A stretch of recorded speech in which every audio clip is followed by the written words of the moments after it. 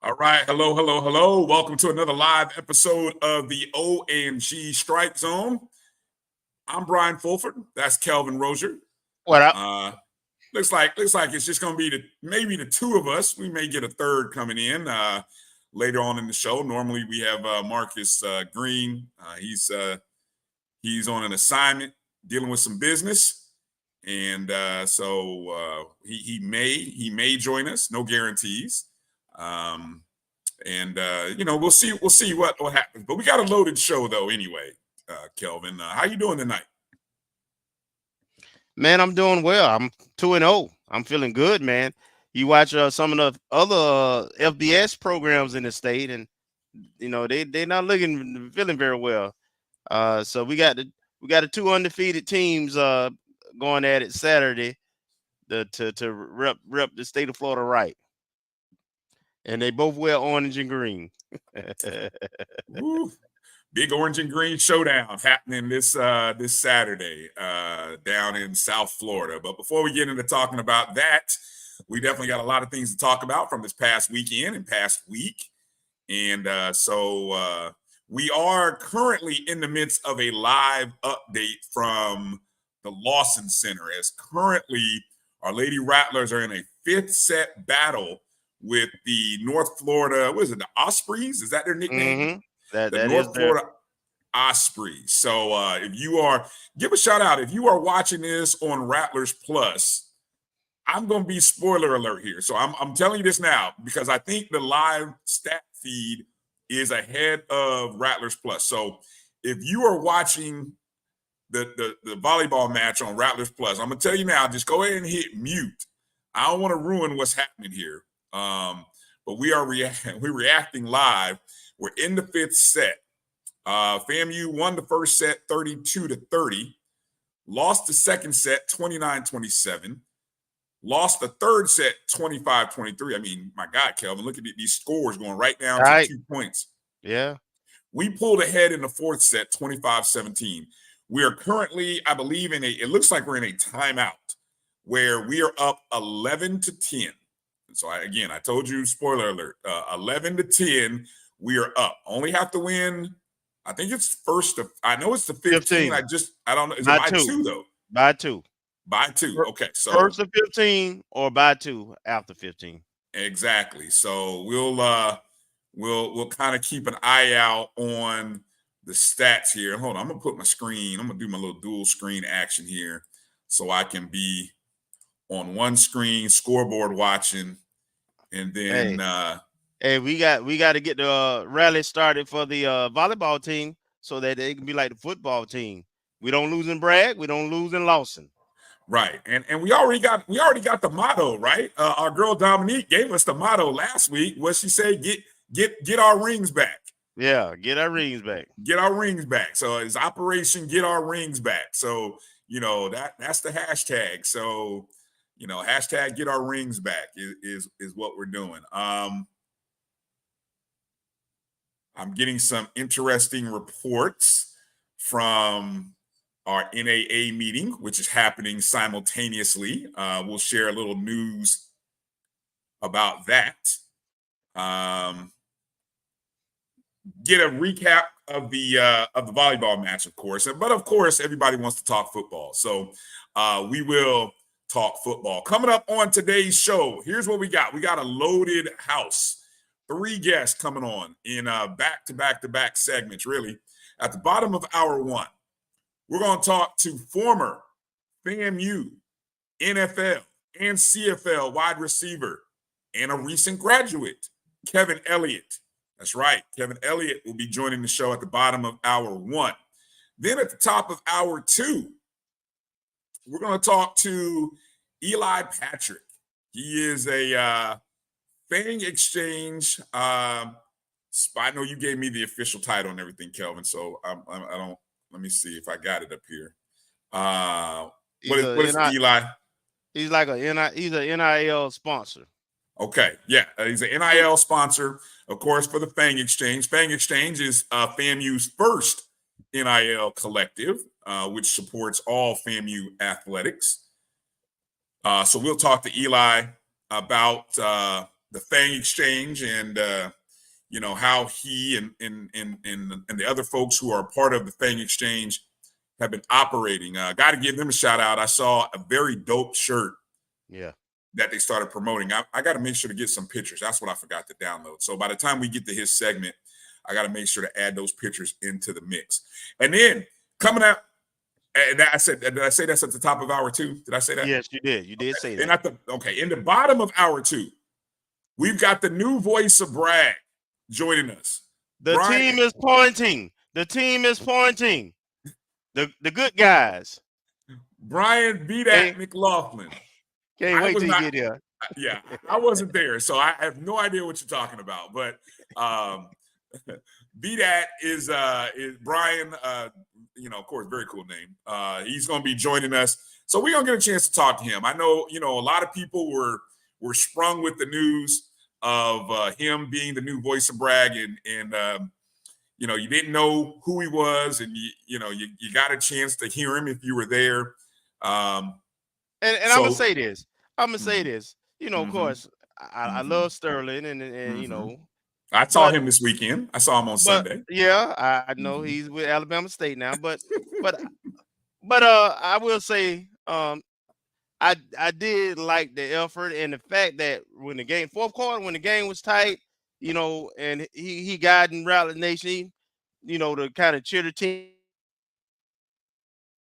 on in crucial moments, rounds, and so forth. I thought he put a lot of effort in that, and I would tell you, Rattler Nation responded, and I really think we were a big contributor in our fourth quarter, along with our great conditioning and South Carolina State lack of conditioning.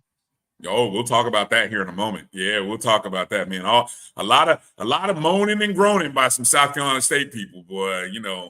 Boy, I tell you, a lot of moaning and groaning. But anyway, we'll talk about that. Okay, got a quick update here from the Lawson Center. If you're watching live and you don't want to know the updates, hit your mute button for a second.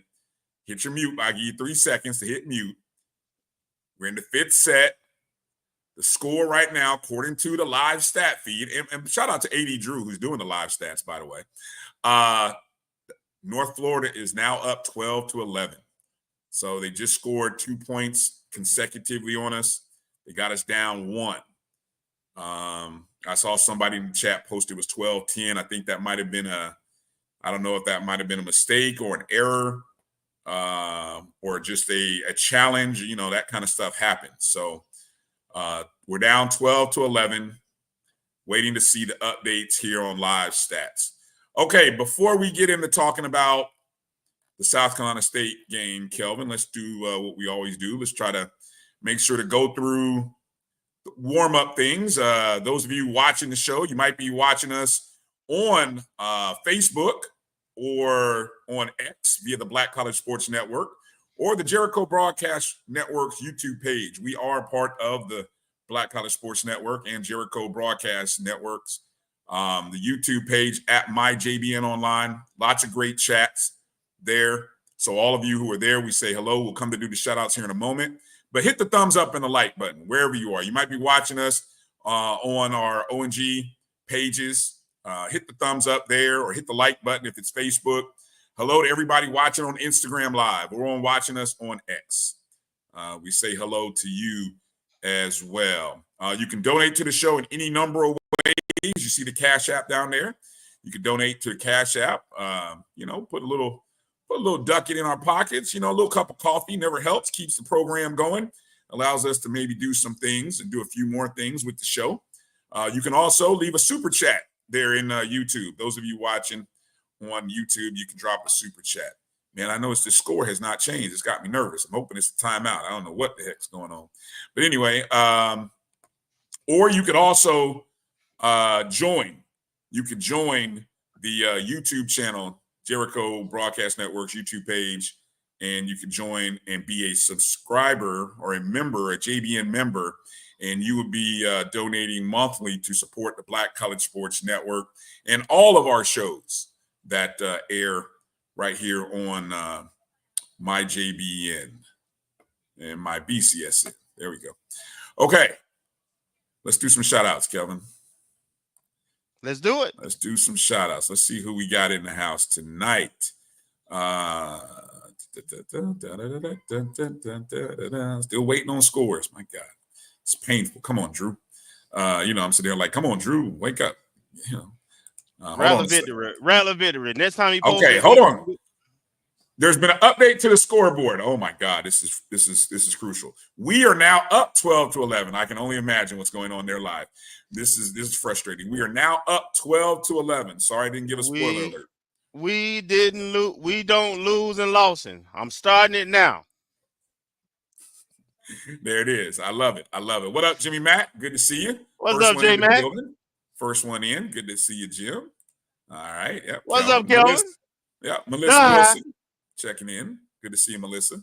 What's up, Marcus, JBN subscriber, JBN member. Thank you, Marcus, for being a member of JBN. Marvin Allen. Duval. What's up, Bull? Bull checking in. What up, Bull? Good to have you. Thank you. Meredith. What's up, Meredith? Meredith, a JBN subscriber. We thank you. Thank you, Meredith. Appreciate your support. What's Coach up, Ferrasi.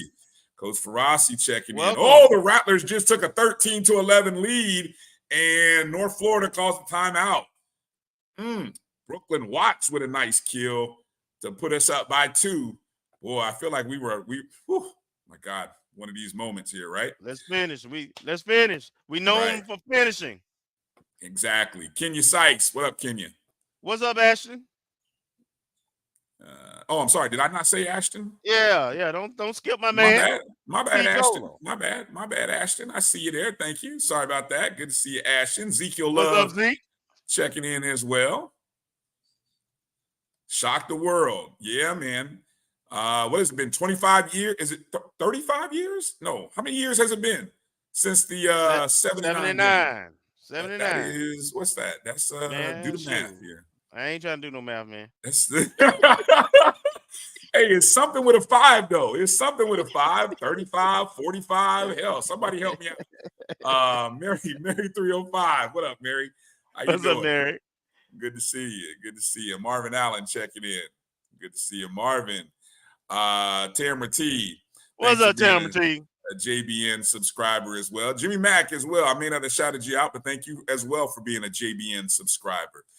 Mr. Campbell checking in. What's up, Mr. Campbell? That's right. Class of 88 in the house. 2-0. Indeed. Yes, we are. Shout out to Wally Williams. Coach. What's up, Wally? Wally checking in. Good to see you, brother. All right. Chuck Hunt checking in from Monroe, Louisiana. Nashville, Tennessee. No Nashville? No Nashville. What's up, Chuck? 2 tough losses, Chuck, man. I don't know. 2 tough losses for Grambling and Southern. That's tough. It's tough. We'll talk about it when we get into the SWAC roundup a little later in the show. Little baby checking in. Baby. Good to see you. B Starks, thanks for being a JBN subscriber, B Starks. JT, good to see you, JT. What's up, JT? Yeah, good to see you. Miss Gail checking in. All right. What's up? The land. Things Up podcast. Keith checking What's in. Up, Keith? What's up, cuz? Yes, appreciate it. Make sure you get the likes up. Hey, put this finger up. You know what that means, Kelvin, right there. Put that up. One away. What up, Ashley? Good to see you. Fang Exchange. What's up, Ash? Sorry at the game Saturday. Boom, and that's it. Ball game. Match over. I got you, Ash. I got you. Oh, you sporting a new hat? I got that Fang Exchange. Hold on, let's see. Let's come in with the close-up. Go ahead and drop that in. Let's see. Oh, look at Kelvin. With the sweet. Nice. Okay. Represent. Let's see. Come on and join me. You too can get a hat. You can get a hat. You can get a hat. Yeah, exactly. FangExchange.com. That's where you can get that hat at. Hey, we got a final score real quick. Live from the Al Lawson Center. FAMU takes the fifth set, 15-11 over North Florida, and defeats the Ospreys by a score 3-2. We don't lose in Lawson. Improving their overall record to 2-2 on the season. The Ospreys dropped to 2-2 as well. I'll give you some more stats on that game a little bit later. So congratulations to the Lady Rattlers on holding up their end of the deal. We do not lose in Lawson. No losses in Lawson. There you go. That's it. Shout out to Tony. Good to see you, Tony. No more good guys, huh? Okay. We'll we here. We'll talk about that. Figure out where that came from. I know that was one of those things for a lot of people. Let's see. There you go. Hey, BJL. All right. Thank you for being a JBN subscriber. Yes, indeed. It was great meeting you in the bullpen as well. Thank you for coming out. And thank you for all your support. We really appreciate you. Hey, look, I don't know. Yeah, it is one of them things, right? Yeah, they weren't available. You got to stop making. Stop making them available. That's what you said. Stop making them available. Stop making them available. You know what I say about Alabama? It is like FAMU North. It's Alabama. Bama. That's right. Alabama, whatever you want to call it. So anyway, it only makes sense that Alabama State is catching our people anyway.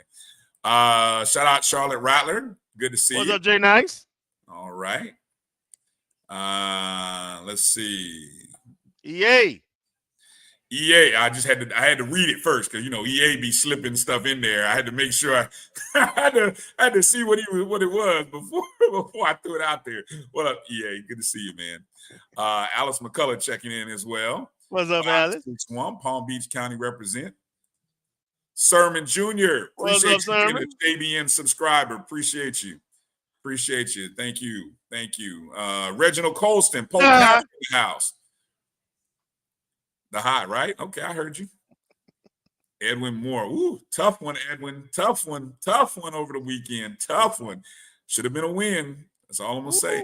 Not with 7 points. Well, the defense had played well until the offense and special teams gave away. They lost field position. The defense did their job. Yeah, I agree with that. That's true. All right. Hello. Checking in. Good to see you. Thank you. It's been 45 years. Appreciate you, Sermon. 45 years. That's how long it's been. Yep.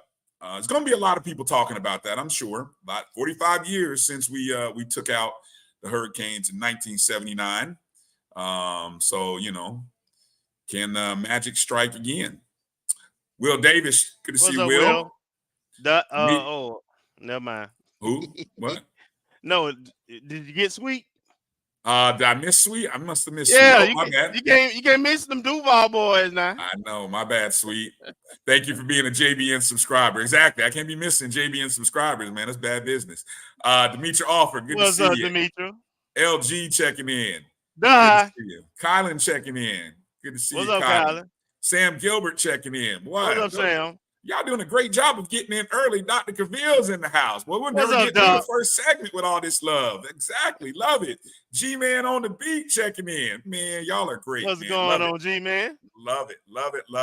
So appreciate everybody checking in. All right. Well, let's get into it, Kelvin. I can take the screen off the volleyball match because we got that one in the bag. Love it. And what I love as well is Yeah, 3-2. No, I'm saying we 2-2 overall. Oh, yes. We're going to talk about it later, but yeah. That's our second out of conference win already. Yeah, exactly. That's good stuff. Okay, well, the Rattlers are starting to what we gonna say? Well, here's what we can say. Headline: Florida A&M in first place in the Mid-Eastern Athletic Conference. That's right, we are. Not only are we first place in the SWAC, but we're in first place in the MEAC as well. As FAMU takes out another MEAC opponent. Hey, I hope HBCU United ain't watching this. Well, I mean, we 2 wins in the You, MEAC hey, we over. undefeated. We Look, hey, undefeated. hey, look, We they got undefeated one. against the They got MEAC. one win. They got one win versus the SWAC. I'm But talking you about know, FAMU. I don't I, care. I'm saying I'm just saying. I'm just saying. we winning. We winning. We winning. That's all right. 2-0. So the Rattlers get a 22-18 win over South Carolina State.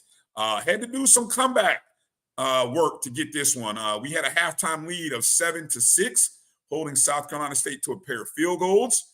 And the third quarter, actually, you know, if you include the field goal at the end of the second half, South Carolina State scored 3 consecutive times. They scored on a touchdown play in the third quarter with about 1:08. They missed the 2-point conversion, so they went up 12-17. Then early in the fourth quarter, they ended up picking up a 1-yard touchdown on a 7-play, 48-yard drive with 12:14 to play. 18-7 was the score at that point in the fourth quarter. Now, Kelvin, be honest. You were in the building. I can only tell you what the chat room was going. The chat room was going nuts. The chat room was going nuts. You know, our group of people that we are in a chat room with, some Rattlers. Shout out to the Rattlers in the chat group. You know who you are. If you know, you know. What was it like there in Bragg at that point, down 18-7? With 12-14 to play. We're kind of like the football team. Of course, we wasn't excited or happy, but we done seen this story so many times. We know, that we respond to pressure, right? We know how to close games. We also know that other teams, it was very hot. It was one of the hottest days we done had so far this summer, and so we knew that South Carolina. We figured South Carolina State would start wearing down, but there was some choice words being spoken, as only rattlers do, but hope was not lost.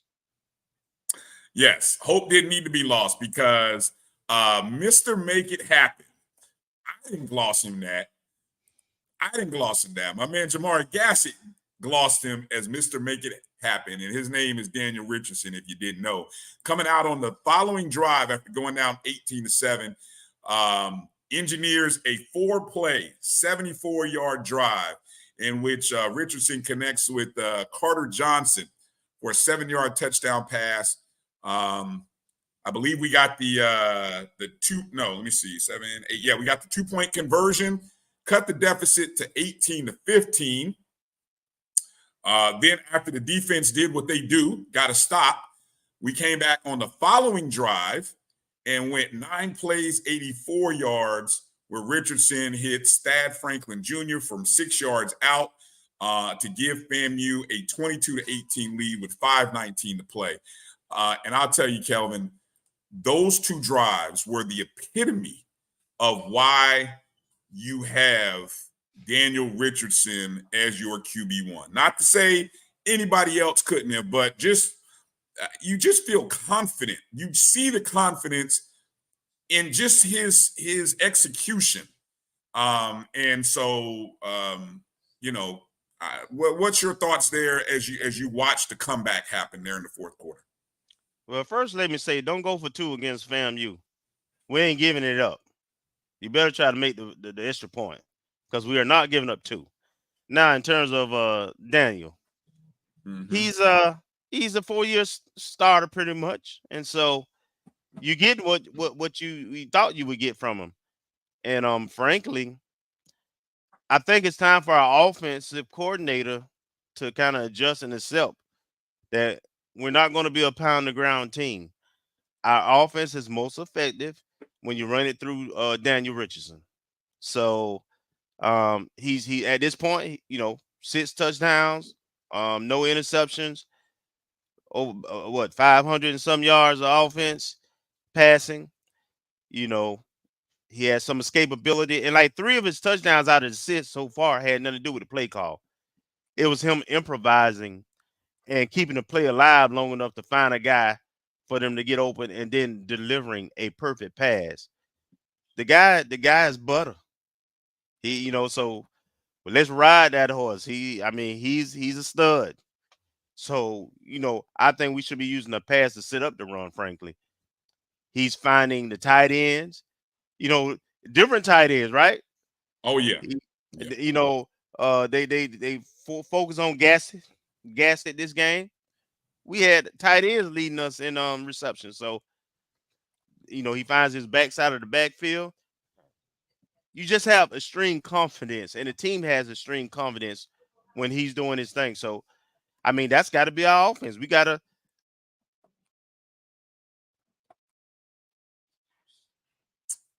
Yeah, start getting off them slow starts and just turn them loose from the first series. Yeah, you mentioned that the two tight ends were effectively used. I mean, look, in week one, we saw it was Jamari Gassett that lit up the secondary, right? This game, you probably got to imagine South Carolina State putting more of the emphasis on slowing down Gassett. So what do? We turn to the tight ends. And pulling up the stats here. Kobe Gross, 6 catches, 106 yards, and a touchdown. The long was a 41-yard completion. And then Carter Johnson, 5 catches, 56 yards, touchdown, 21 was the long. And both of them made some spectacular catches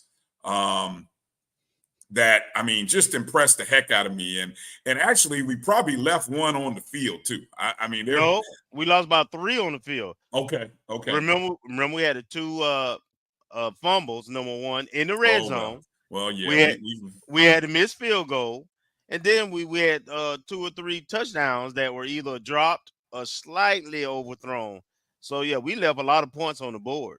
Yeah, I said somewhere we left about anywhere from 9 to 17 points on the field, depending upon how if you evaluate a missed field goal, the couple of fumbles, and that's sort of been the early thing where we've put the ball on the turf, and it's taken us away from scoring drives and scoring opportunities, right?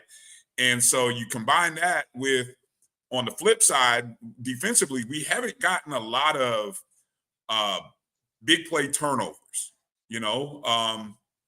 But what did you looked at the numbers, and the numbers don't show that we're having a bad season in the first 2 games defensively, right? What was those numbers that you pulled up? Yeah, I'm looking at the SWAC defensive stats right now, and most teams only have 1 game. We're the only team that has 2 games on our belt, but currently we are second in sacks with 4. We also we haven't caused any turnovers yet, interceptions or fumble. At least we haven't recovered any fumbles. So that's an area where we need to see some growth.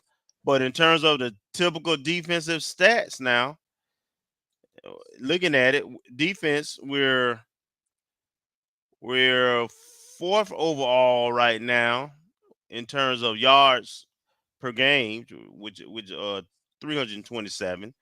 That's a little higher than what we want.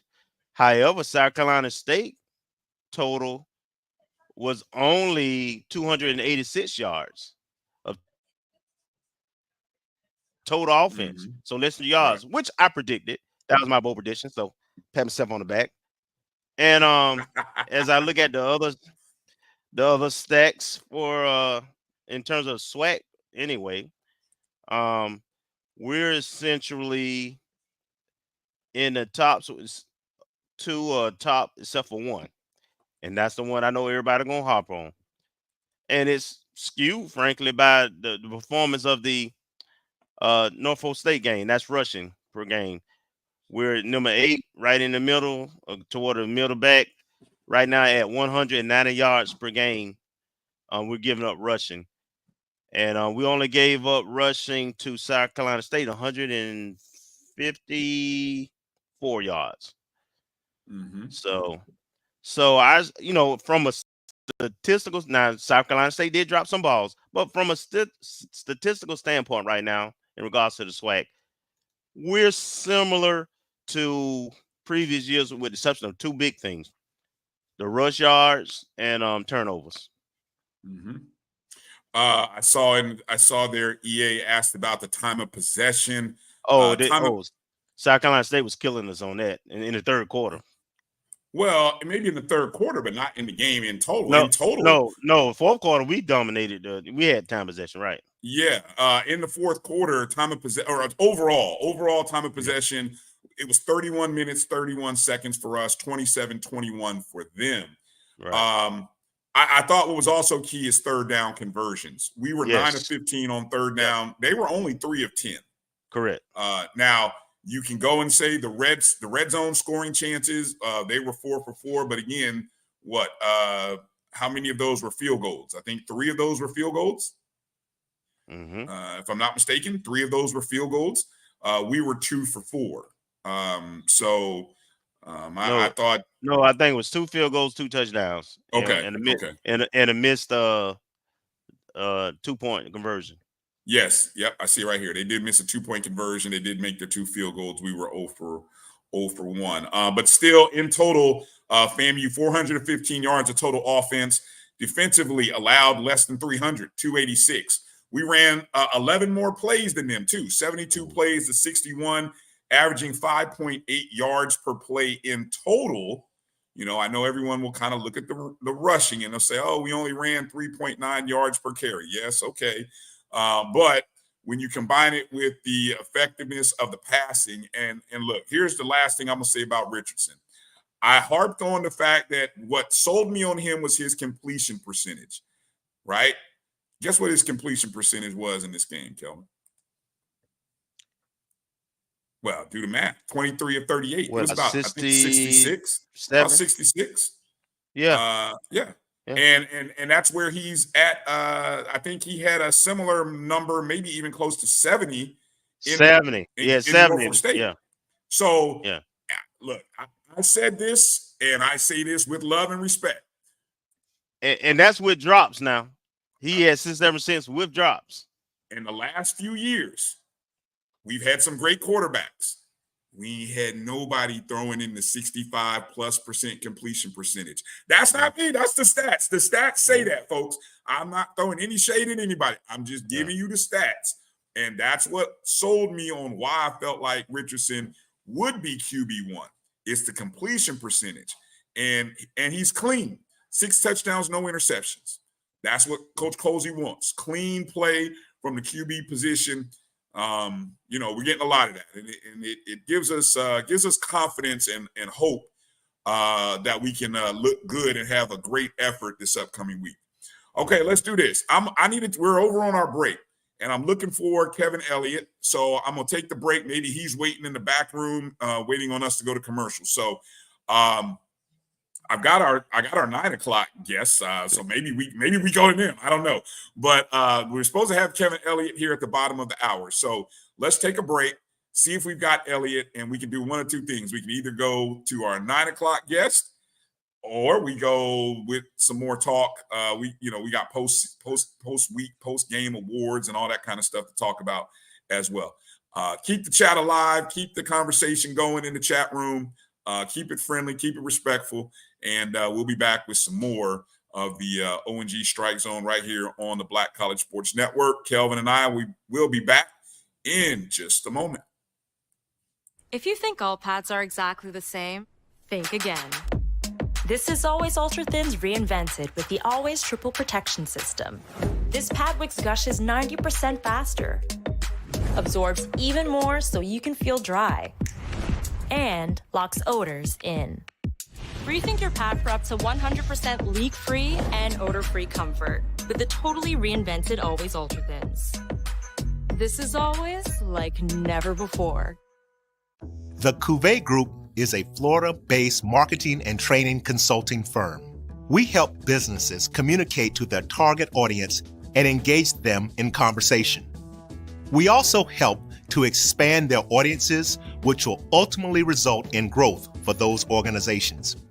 In addition to being a certified constant contact specialist, my colleagues and I are also certified in John Maxwell Leadership Principles. We use these proven principles to conduct workshops, training, and private coaching sessions for for individuals and companies looking to take things to the next level.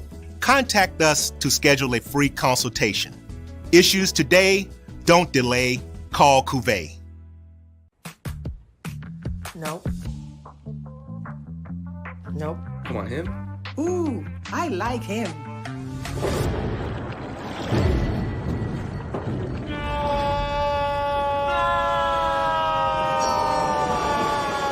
Quick, the quicker picker-upper. Bounty picks up messes quicker, and each sheet is 2 times more absorbent, so you can use less. He's an 8. He's a 9. Bounty, the quicker picker-upper. This is Bryan Fulford. AD Drew and I are co-hosts of the BCSN Sports Wrap. We talk about all things related to HBCU athletics. From the games, teams, coaches, and fan interest stories, we cover it all. You can find our shows on Facebook at BCSN Sports Wrap, YouTube at MyJBN Online, and everywhere you listen to podcasts like Anchor, Spotify, Google, and Apple Podcasts. You can also find the show on the Jericho Broadcast Network's app. Make sure to download. We look forward to you joining the conversation and being a part of the show.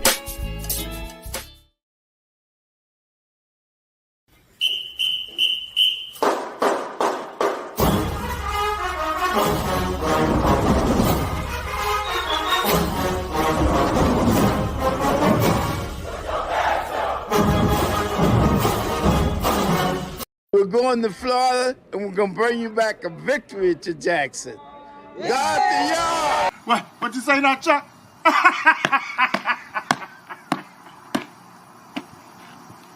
Man, you a plumb fool, man.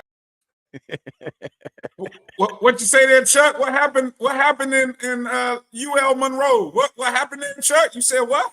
You a plum fool. You're a plum fool, Chuck. You're a plum fool. Bet you miss Florida. All right. Anyway, if you know, you know.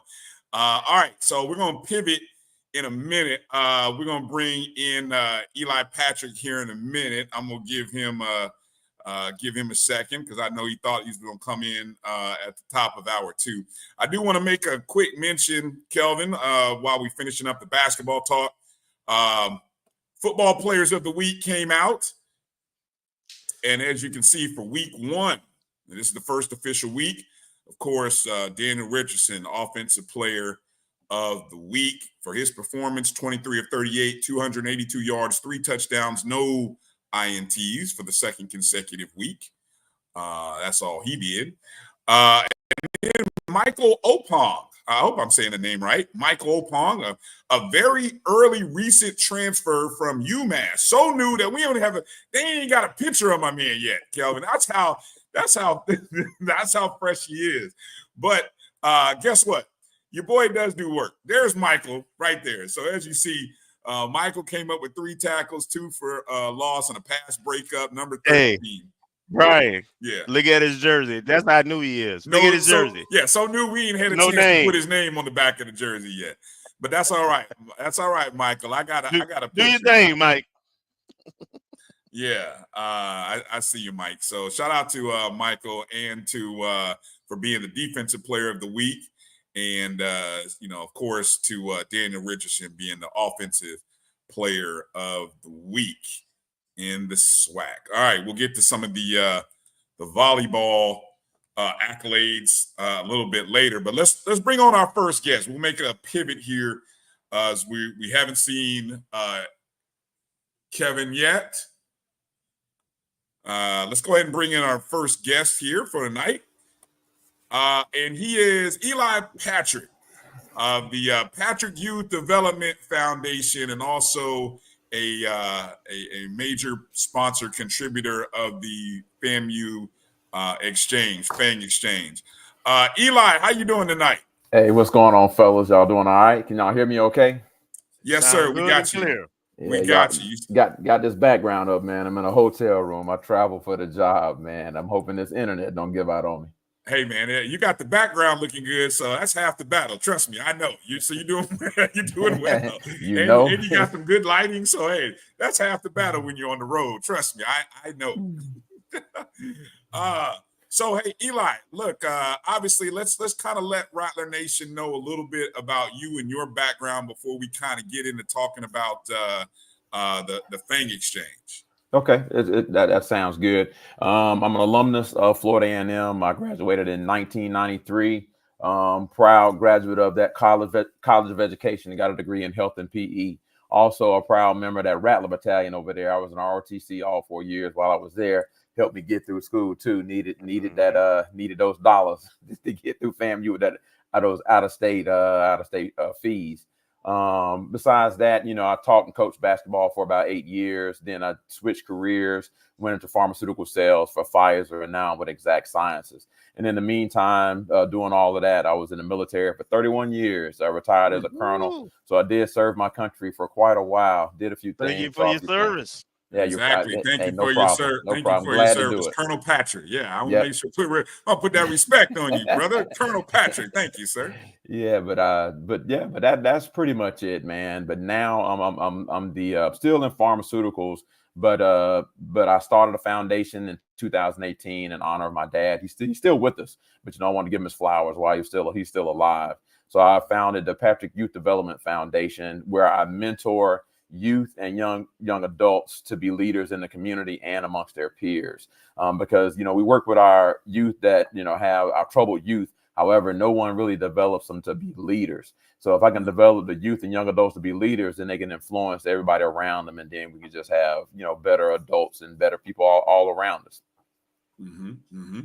So as you've kind of grown in your support of and you watch Florida A&M athletics grow, obviously over the last few years the support and how we are able to support athletics has changed. I mean, it feels like it's changing every year ever since the, for example, name, image, and likeness, really post-COVID. We kind of say post-COVID, things have really exploded. And so as you've seen the marketplace, what have been your, thoughts about, supporting FAMU athletics and seeing FAMU grow as you started to see the success under Coach Simmons and then our other programs as well? How did you come to or maybe what are some things that you saw in the marketplace that said, you know what, I think this NIL thing is something that I really need to get behind and support?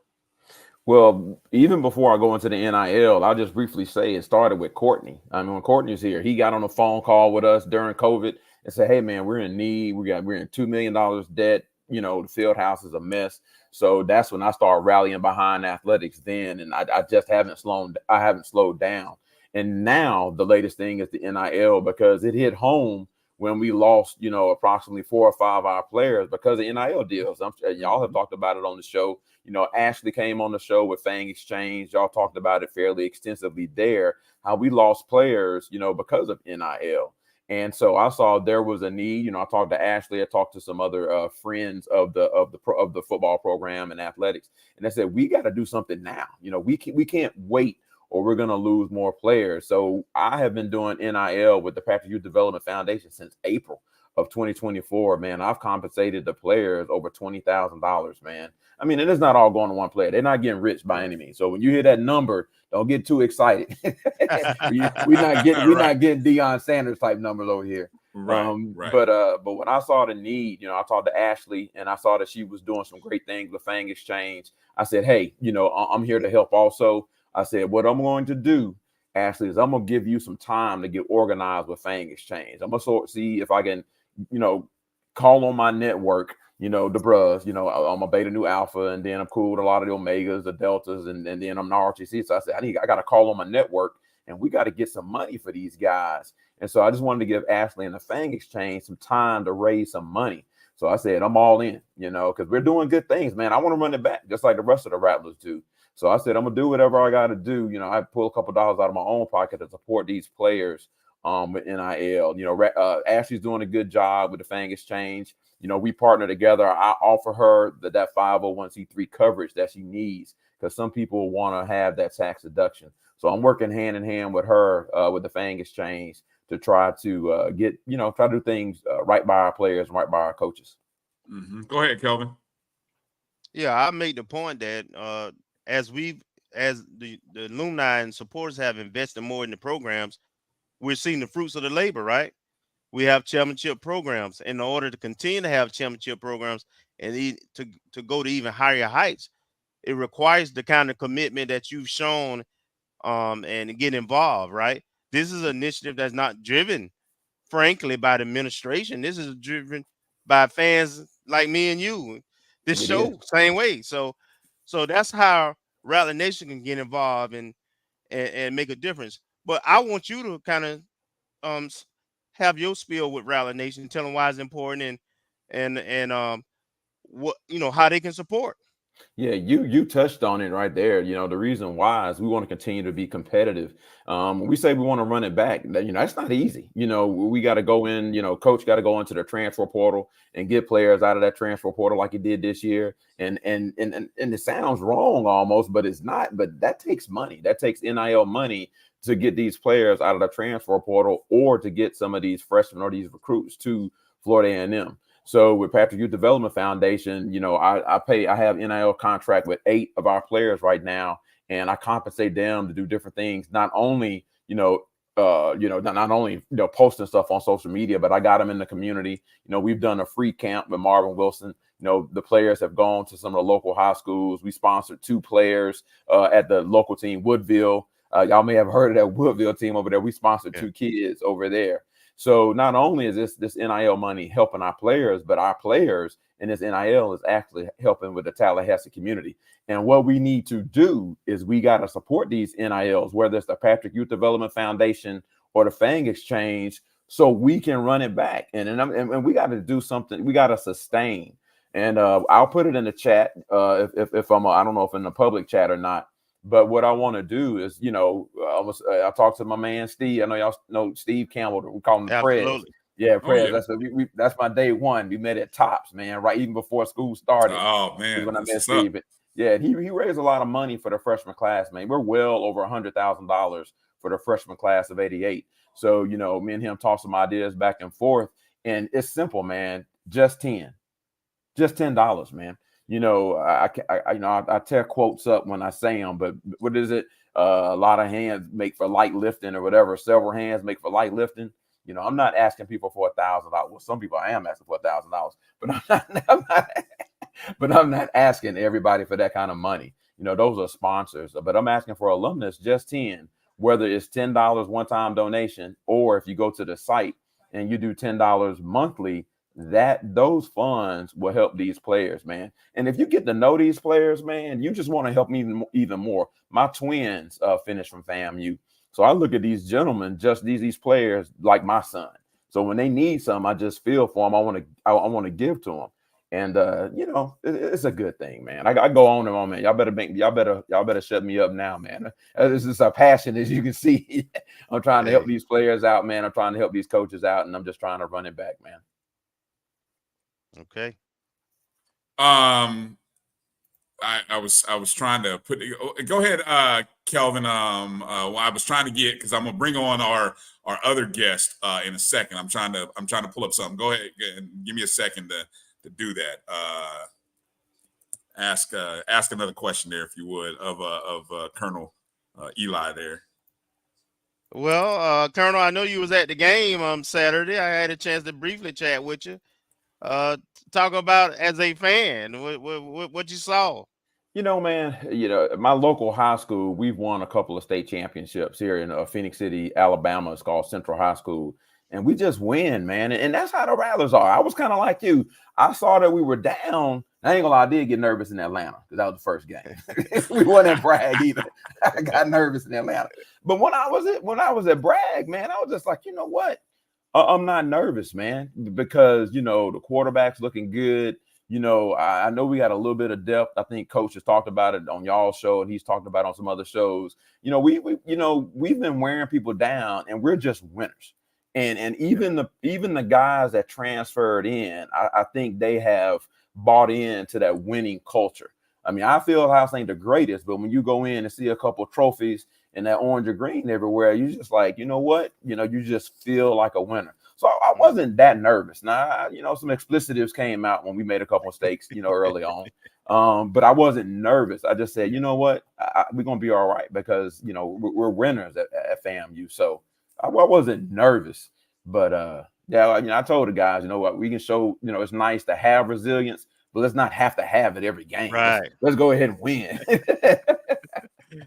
That's right. I wanted to go tailgate at halftime. Yeah, I do. I do. And the students are looking good, man. When I was a student, man, we were just having a party in the stands. We weren't even half watching the game, man. So now, man, I'm proud of our students, man.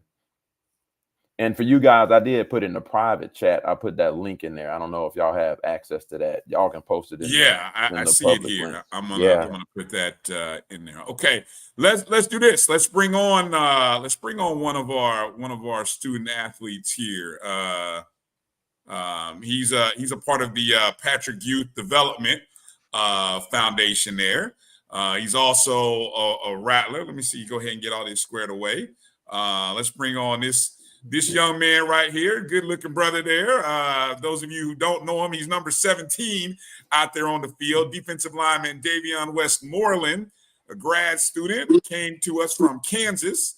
Davion, how you doing? Doing good. How about yourself? Hey man, we're blessed. We're blessed. Hey, first off, congratulations on the win. This past weekend, getting off to a good start. Yes, sir. Take a second and let's start with the football stuff on the field while we got you. Talk about what it was like playing in Bragg, getting that first win, and just the early start to the season for you guys. It definitely was a good experience playing in Bragg. I got to see all the fans come out and show their support. We needed them when we faced adversity. So yeah, it was a very good experience. Mm-hmm. Obviously you came to FAMU from Kansas, correct? Yes, sir. So talk a little bit about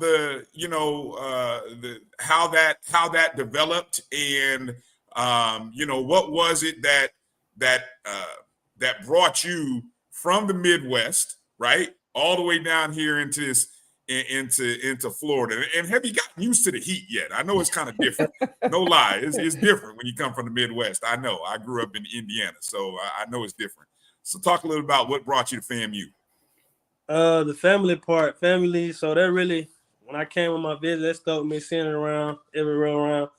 And like the heat, you ain't never gonna get used to the heat. We got practice every morning. It's hot early in the morning, so yeah, you never get used to the heat. But when I came here, it felt like family, so that what brought me here for real. Yeah. Go ahead, Kelvin. What you got for Davion? So, Davion, I'm kind of interested in knowing, so far, it's still early, but how are you enjoying your experience, both, as a player and a student athlete here at FAMU, and just some things that are that you like that are different? Really everything different to me from coming from a PWI. So I'm getting to see a lot more people out. That's a very good experience, and a lot of people interacting with us. So that's a big difference. I like that about being here. What Okay, is and your? then I'm sorry. Go ahead, Kelvin. Sorry. No, I was just going to ask follow up. So what is like playing in this defense, right? I'm not sure what kind of scheme you were at Kansas, but how you enjoying the schemes and being part of this Rattler tradition. And by the way, I know I don't have to tell you this, but there's 5 players on NFL squads currently from FAMU in the last 3 years. So you do it here, you can make it anywhere. But go ahead. It's something very great to be a part of. I want to come here. Y'all a winning program already, so I just want to be a part of that and help keep winning. That's what I really like about it. Okay. Yeah. Mm-hmm. Okay. All right. Good deal. What's your hold on? We may have lost him. Oh, there you go, Davion. What's your major? I graduated in liberal arts and science. Okay. And so you're in grad school. What's what program are you in the grad program? Right now I'm doing undergrad stuff. So okay. All right. A few classes. Okay. Just a few classes. Nothing real. I'm not doing a master program right now. So Gotcha. Okay. And so obviously you're working with with Colonel Patrick there, the Patrick Youth Foundation. Talk a little bit about that experience and the ways that you've kind of been able to work within the community, and is it something that you were doing in your time at Kansas? Is it something that's new for you? It's something new. I'm posting more on my social media, and my people on my end, they're commenting back, showing their support, interacting with me on the things that I post. So that's very good. Hearing back from them, getting feedback from them on things that I post, like motivational quotes and stuff like that. And I'm gonna help Davion out because he jumped in. He came into the NIL with us just a little bit late, so he missed out on the camp we did this summer. But basically, they've been posting different quotes about leadership and different things. And then obviously I had them quoting some stuff and posting some stuff about the Olympics. And what I'll do is just basically give them like what I would call an incomplete sentence so they can kind of fill in their own words. Like for the last 3 weeks, they've been talking about what are some of the leadership traits that they think are important, not only to be on the football team, but just to be a young man. So sometimes it's kind of interesting to see what the answers that they come up with. And then I try to make sure they're not too close. I was like, all right, now I'm gonna need no plagiarism. I was like, your answer sounds like the other player answer. But it's nice to see, the answers they come up with. And just interacting with them, just with the post, man, it is real good just to see where their minds are and just to see how they think, man. It's nice to see. And as you see the way, I didn't tell him to put on a polo, he did that on his own. And it's just nice to see that they're representing, FAMU as young men, and just getting ready to, hopefully, my son what's crazy is my son played defensive end for the Air Force Academy. He was almost the exact same size as Davion, and just to see my son as he became a young man, it's nice to see Davion and them doing the same thing. And my son was all conference Mountain West, and he almost made it to the league, but he chose to go ahead and go into the Air Force and go ahead and serve. But I told my son, and this is the message to Davion and the rest of the guys, man, play like you're trying to make it to the NFL. And then if you fall short, at least you just went hard. You went hard, you got a degree, you got something to fall back on, man. But it's just nice to see these guys, just being leaders on and off the field and just being developed as young men. Mm-hmm. For everybody in the chats, whether you're watching us on Facebook or you're watching us on YouTube, I just dropped that link that Colonel Patrick gave us there. And you can support and I'm gonna echo what my guy Steve Campbell just said. Hold on, let me find it. It was a great shout out. Yep, there we go. Hey, 112 people watching, dropping $10. That's a quick 1,000 G's right there. That's how that works. I heard. Hey, I'm so inspired. I don't know if I could do it as well as Vaughn today on the 220 Club. Vaughn went into the preacher deacon bag there, and so. But I will, we'll do our best in here and see if we can hit that $1,000 and pull that quick money up. But yeah, that's what it takes. So like he said, actually we got 201 now watching. My stats say 201. So if the 201 hit that link, the link is in the chat, YouTube, Facebook. That's where you can find it, whether you're on MyJBN online, if you're on the Black College Sports Network Facebook page or the ONG StrikeZone Facebook and YouTube page. You can donate right there. Davion, let's talk about, obviously FAMU is the defending SWAC champs, right? Now you were coming from Kansas where you guys were a part of the Big 12. What have teammates or others kind of told you about the SWAC? And is there any school or a stadium that you're looking forward to traveling to?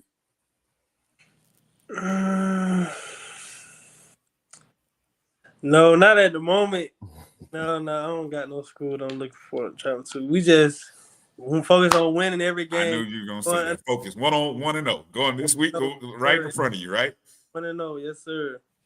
Yeah, you can ask them about that Miami game. That day. There it is. That's the one to ask about. So let's talk about Miami. Talk about that. Yeah, talk about that. The Miami game's coming up, man. You guys have probably already started watching film. You know what they did this past weekend. And for guys like yourself, I mean, this isn't new. You played against Power 5 or I guess Power 4 players before. What's this opportunity like for you, and how are your teammates responding to the challenge in front of them? We're preparing very well. I feel like everybody gonna be better. We just gotta stick together, play together. Don't like when adversity comes, because it's coming. They not coming in and lose, bow down to us. They gonna come get their harder just like we are. So I'm just looking forward to us going out there competing, coming out with a W. Mm-hmm. And I noticed I've seen the video. Gerald, we've heard Coach Cozy talk about the noise. Yeah. We heard, that's a big thing I'm hearing. Describe what is going on this morning and what's that like practicing in the noise or the simulated noise that you guys are expecting to see down in South Florida. What's that been like the last day or two?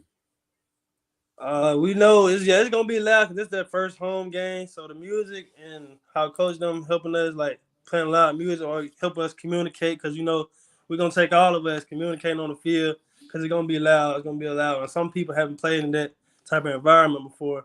So it's gonna be good, and that's a good head start for everybody getting prepared for it. Mm-hmm. Mm-hmm. What do you got, Kelvin? Any last questions there for Davion? No questions. Just wishing you and the team and the coaches, everybody, sports staff, the best, safe travels, and we're looking forward, for you all competing and come back with a W. Yes, Shot the world. We done beat them before. It can be done. Yes, it can. Yes, sir. Give me a sack, Davion. Give me a sack Saturday. Hey, Davion, give people your social media handles, so that way we can make sure we're following you in all the right spots. My Instagram is Davion the One. We're really underscore Davion the One, and my Twitter is Davion Lamonte. That's all I'm on for real. And Facebook, I'm not really on Facebook, but Davion Westmoreland on Facebook also. All right. So one more time, get that out. Let me, Kelvin, make sure to type this up in the chat so that way I can make sure to post it later. Go ahead and give the Instagram again one more time, and then the Twitter handle again. It's Instagram. My Instagram is underscore Davion the One, and my Twitter is Davion Lamonte, and my Facebook is Davion Westmoreland. Gotcha. I had a couple people. Let's see. I'm checking in a couple tweets here. I think you got to come back, got to rewind. Larry Sargent had, how you liking FAMU? He's loving it. He's loving life. Yes, sir. It's a whole lot different look than being in Kansas. I know that much. A whole lot. For sure. Any shout outs? Anybody you want to shout out? Any friends or family you want to shout out here, Davion, before we let you go? I want to shout out my coaches, all my teammates, all the fans. Show love and support, man. Thank y'all. Hey, man. Thank you for coming on the O&G StrikeZone. Thank you for being a part of the Patrick Hughes Foundation, man. And thank you for representing FAMU the way you do, man. And we appreciate you. All right. I appreciate y'all too, man. All right. Have a great week. Be safe, be healthy, man. And we'll see you down in South Florida doing damage against those hurricanes. All right. Sir, stay safe, man. God bless y'all. Amen. All right. Davion. All right. So, man, that's some good stuff. So how many Colonel, how many total athletes, again, you may have mentioned it, and I may have missed, how many total athletes do you have an opportunity to work with again? Yeah, I got 9 athletes total, of 8 football and 1 track, but 8 of them. And they're how they say it, it's them boys too. It's Bowler, Dean, got a couple of the big boys, got Grable, JG. Got on the other side, got the big boys, got Allen, he ain't that big, but he coming off that edge. Got Allen Smith coming off the edge, and then got James Ash, filling up the middle there. And then got a little speed on the end, got Goldie. Goldie hadn't seen a ton of time at receiver, but he's returning, I think he's returning kicks. And I'm pretty sure, I think he's young. I think he's classified as a freshman. Mm-hmm. Yeah. Mm-hmm. But I believe that's all of them. I don't think I missed him. I think that's it, but 8 of them. Yeah. All right. Well, what is any other talking points or anything regarding NIL, or I mean, I'm sure there's lots of ways and places that we can go with it, but what I guess let me ask one final question here. Mhm. You know, and it comes to mind because you know, and it shouldn't be underscored. If we think about larger institutions than ours, who do bring in more revenue than us, they have plenty of these different arms that are supporting athletes. And I know sometimes people ask about FAMU and the different ways in which people support. What would you recommend to somebody who says, well, I give to this group already, and I may give another portion to this group, and I have a annual fee that comes out of that. How would you tell them, how can they manage and how can they put this NIL into perspective along with the other FAMU support that they give?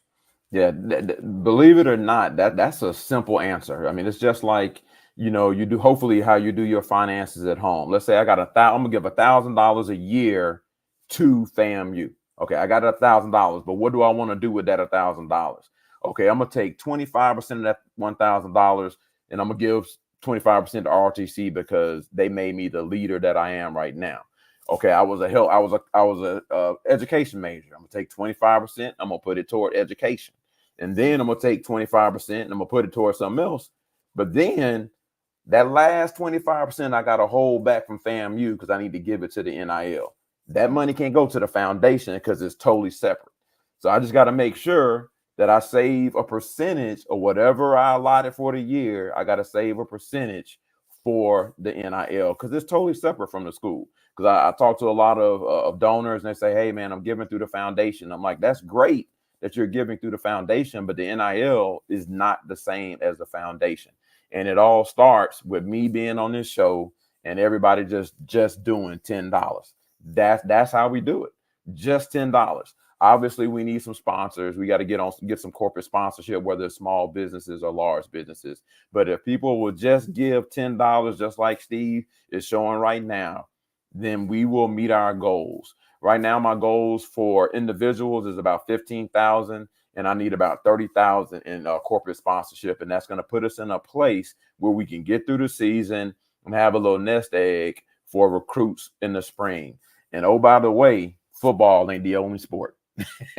we got basketball, we got baseball. So we're not trying to exclusively just support football. It just happens to be football season, but we hope to do some things for basketball, track, baseball, volleyball. But we just gotta have the dollars. And it's a little tough, pulling from our alumni sometimes. So we need to have them to save a little bit and put that money towards the NIL. So I appreciate the question.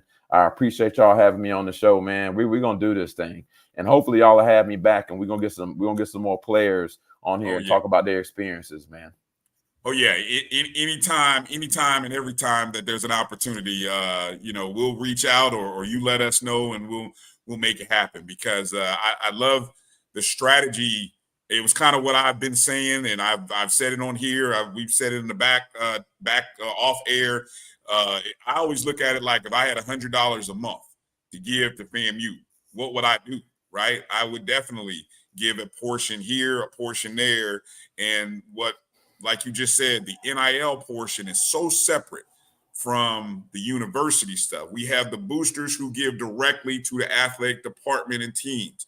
You have the foundation, which is also there to support the teams and the program. But the individual student athletes, right? Because what is it, Kelvin? We're not able to give some of those extra perks that other athletic departments give, right? Like maybe cost of attendance or academic bonuses. That stuff doesn't come from our university because we're not there yet financially. So the alternative is what? NIL. Yeah, and that's how we can. So we'll continue to beat the drum. I know yourself and others, and hopefully shows like this help. And I would encourage all of you, even if you bought a hat like Kelvin's got, or if you support, tell 10 Rattlers, right? I mean, we want, like I said, Mr. Campbell said, get that pocket change, right? We want that pocket, that little $10. I mean, it helps. It helps. And then after you do that, make sure you tell 10 Rattlers. Tell 10 Rattlers. And that's how we continue to build the network, which is really important because there are, some 70,000 plus alumni, and really only about, what's the number, Kelvin? 4,000 in the National Alumni Association. Yeah, that's what you're talking about. It's ridiculous, man. Yeah, my local. I'm the president of my local chapter, man. I don't just do athletics, man. I support the National Alumni Association. I talk that up also, but that is ridiculous stat you just said. That we have to do better than that, man. Yeah.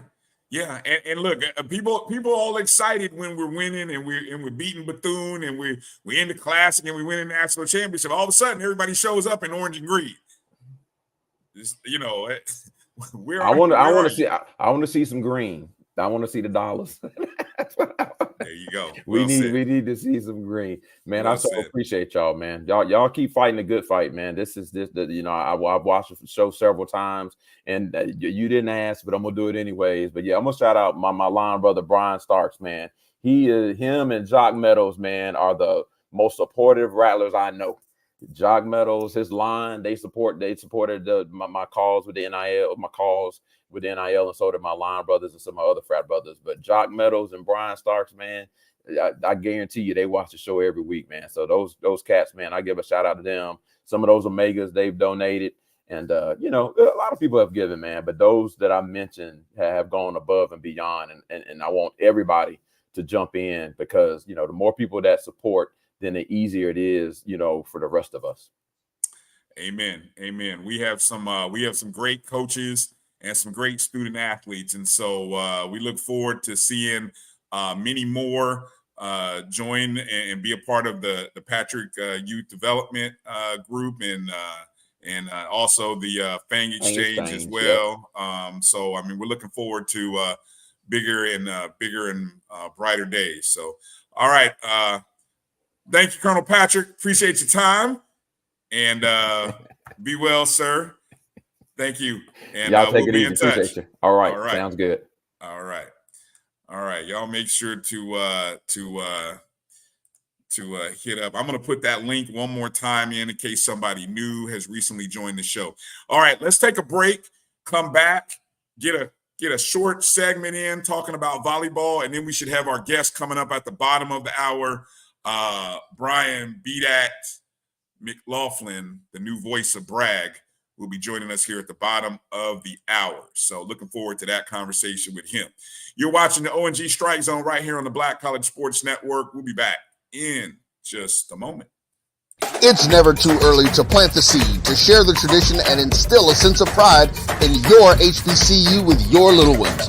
HBCU Pride and Joy Children's Boutique helps you share your school spirit with a wide selection of adorable kids apparel and accessories officially licensed from your favorite HBCU.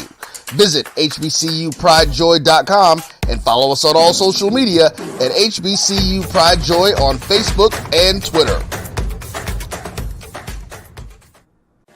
Supermarket sushi, really? No. Wait, Troy, you work here? I'm never not working. Like Head & Shoulders Scalp Shield technology, up to 100% dandruff protection, even between washes. Never not working, huh? Oh, Troy, you're such a good teacher. Yeah, I know. Never not working. Never not working. Never, ever not working. Are you serious? Never not working. Dandruff protection that's never not working. Head & Shoulders Scalp Shield technology. Hey, grab me one too.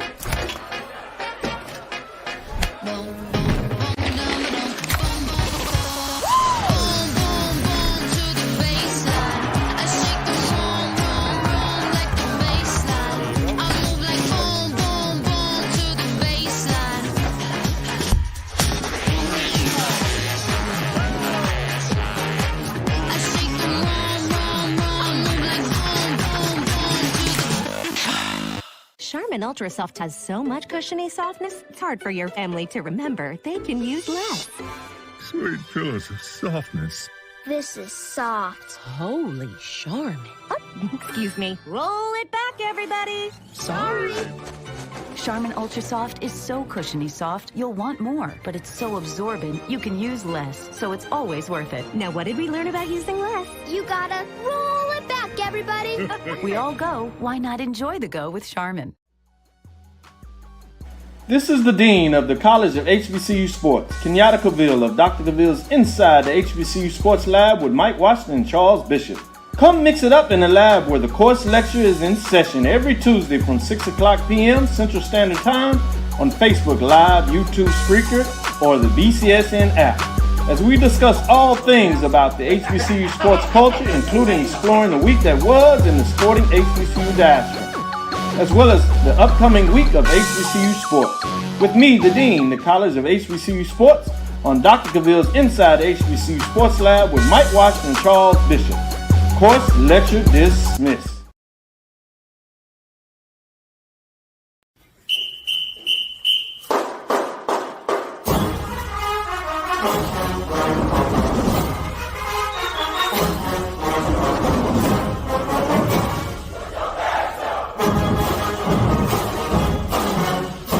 Hi, my name is Michael Bastardo. I'm with FAMU, and make sure you guys check out all things FAMU Athletics with ONG StrikeZone.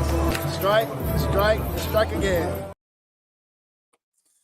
All right. Welcome back to the ONG Strike Zone. Shout out to Jan Michael Bastardo. Appreciate you showing some love. I put in the chat room for those of you who may be just checking in with us the link to support FAMU Athletics via the Patrick Youth Development Foundation. Of course, so let me know if that link does not work. I don't know if I did it. I did it, and then I added the support FAMU Athletics in front of it, and I don't know if I gave enough space there. So if that link is not working, you guys let me know here, and I'll repost it, or you could just delete out the support FAMU Athletics port, and that'll happen. So a few new people jump in the chats. Appreciate it, EA. Thank you for the props on the interview. Everyone, make sure to hit the thumbs up and the like button if you like that interview that we did with Colonel Eli Patrick and Davion Westmoreland. Those of you, if you're looking to follow Davion on Instagram, is this it in the chat that you put it? Davion _Davion, the _ Kelvin. Is that it? You're on mute, Kelvin. Yes, Patrick put it in there. Yes. Okay. Yeah, okay. The link is working. Thank you. Appreciate you. Yeah, good stuff. Okay. It works. Yeah. Let's see. Good stuff. So I'll put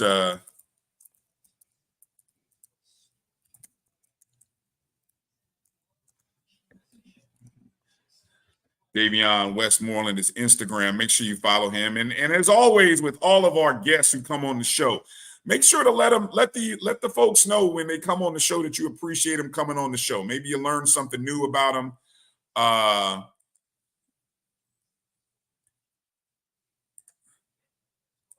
Let them know. I reposted the link too. So I guess some people weren't, maybe it's on Facebook and maybe it's not working on Facebook, but it's working on Instagram, or working on YouTube. So I just resent it by itself. So hopefully that will work. So there's the link. Okay. It worked for me. Yeah. So I guess it just depends. I think the person who I saw, Alice said it wasn't working, but she's on Facebook. So that may be the problem. I don't know. Some people it's working, some people it's not. Shout out to Blazer Bobcat watching from Albany, Georgia. What's up, Blazer? Hey, yeah, the Rattlers are going to be ready. The Rattlers are going to be ready for Miami this weekend. You know, it's interesting, you know, how you break that down. I don't really know how you break this game down other than, you know, I think whenever you play an opponent, and we've seen some pretty lopsided scores. We'll get into the SWAC scoreboard later. There's some pretty bad scores. And listening to sort of the coaches' press conferences, there was a common theme that I heard. And it usually starts with what happens in those opening possessions, right? Like, can you not turn the ball over? Can you not give up a special teams mistake? Can you convert the easy play that you're supposed to make? It was a very common theme, Kelvin, as I was listening to the some of the SWAC media calls with the coaches, right? Hey, man, to be able to pull off those kind of upsets, you have to play mistake-free football, and you have to get off to good starts, right? You can't beat yourself. You have to, when you get in opportunity red zone wise, you got to score touchdowns. Field goals ain't gonna do. You're playing teams that have more scholarships, better training table.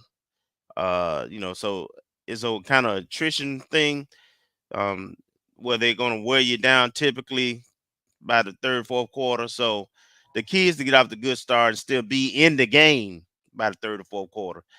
And that's difficult. And you got to have good quarterback play, which is what if you got a quarterback, you got a chance. And that's the thing. Yeah, if you have a quarterback, you got a chance.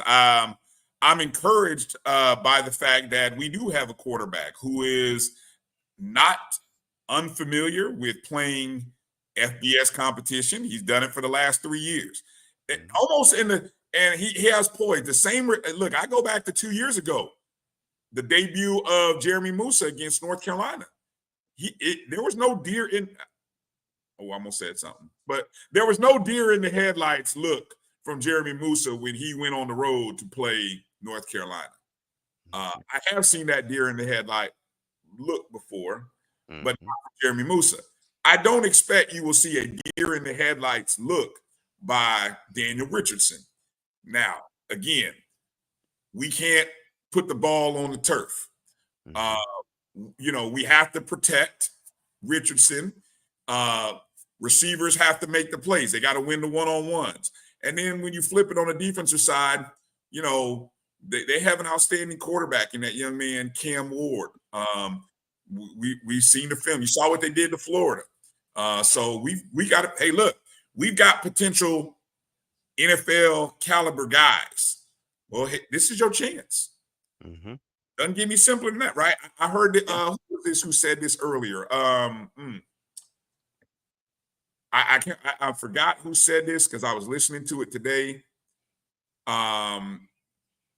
It might have been Vaughn at the 220 Club or somebody making note of, I don't know what I was listening to anyway. It might have been one of these media calls. So I'm going to steal it, and I'm sorry, whoever I'm stealing it from. But they made note of the fact that, Marquise Bell had the kind of performance he had against which he had like 14 tackles in a big game. South Florida. Who else? Vaughn said Earl had 30 tackles against Miami. I mean, and there was another example of somebody. Zay had like 11 or 16. He had double-digit catches against South Florida also. Yeah, somebody was also mentioned Darius Leonard, who went to my Colts. He had a big game against Clemson when he was at South Carolina State. So these are the games that the young man from Howard, Gallup, had a good game against Rutgers. When you perform well in these games, these are the games that the get money games. Yes, thank you. Coach Simmons called them the get money game. That's exactly what this is. So for the 20-something transfers, this is your opportunity. This is the game that the scouts are going to be in the building watching. So all eyes are going to be on you. The expectation. You came from the Power 5, Power 4 program, whatever. This is it. This is it. So, Bryan, I do want to add one thing, though. I was watching another podcast. Mr. Campbell's affiliated with it. The Coach's Corner, and I gotta say that Coach Cole had a awesome statement about the money games, and specifically the fact that we play these games and that none of the money goes directly back to the program. That is the Hey, one thing. That is the one thing I want our administration to fix. If you're gonna put them in harm's way like that, uh, then you got to find a way to carve out some of that money to go back to the program that they wanted to go to, not what the university wanted to go to. yeah, good point. Yeah, even if it's 60% going back to the program itself, yes, indeed, a large portion needs to go.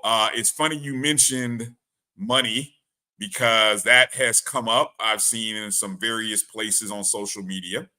Of course, this game, FAMU is traveling to South Florida, is one of the largest payout games among FCS to FBS scheduled. I think it was number 2 behind somebody else. I saw this on Hero Sports. I know Vaughn probably reported this on HBCU Game Day, but I'm just talking about the list of games. So FAMU is set to receive, I believe, 700,000 from this game. And one of the talking points that kind of came up in the post that I started seeing was that the Marching 100 is not going to be going to this game. So I know some people had asked that in the chat. The Marching 100 will not be going, and I think there were some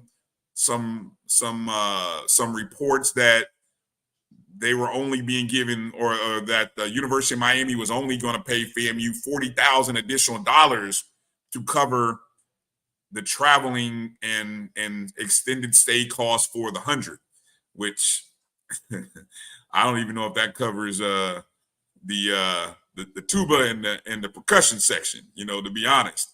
Oh, okay. Vaughn says they only offered 0,000. Yeah. Oh no, they offered 40. They offered 40. That was a mistypo. I was gonna say, man, that's it.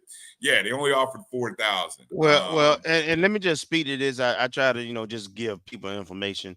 So that 40 to 50K is what excuse me, every money game that pretty much we sign, that is what is offered, which is frankly unusual because when Florida State go down to Miami, they ain't getting 40K. So it's not typical. That shows some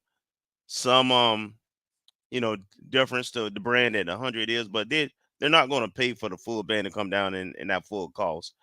So a lot of teams, they have pelt bands. They may send a pelt band sometimes, or we just don't go. But travel costs is a legitimate thing, and the visiting teams are not going to absorb that cost majority of the time.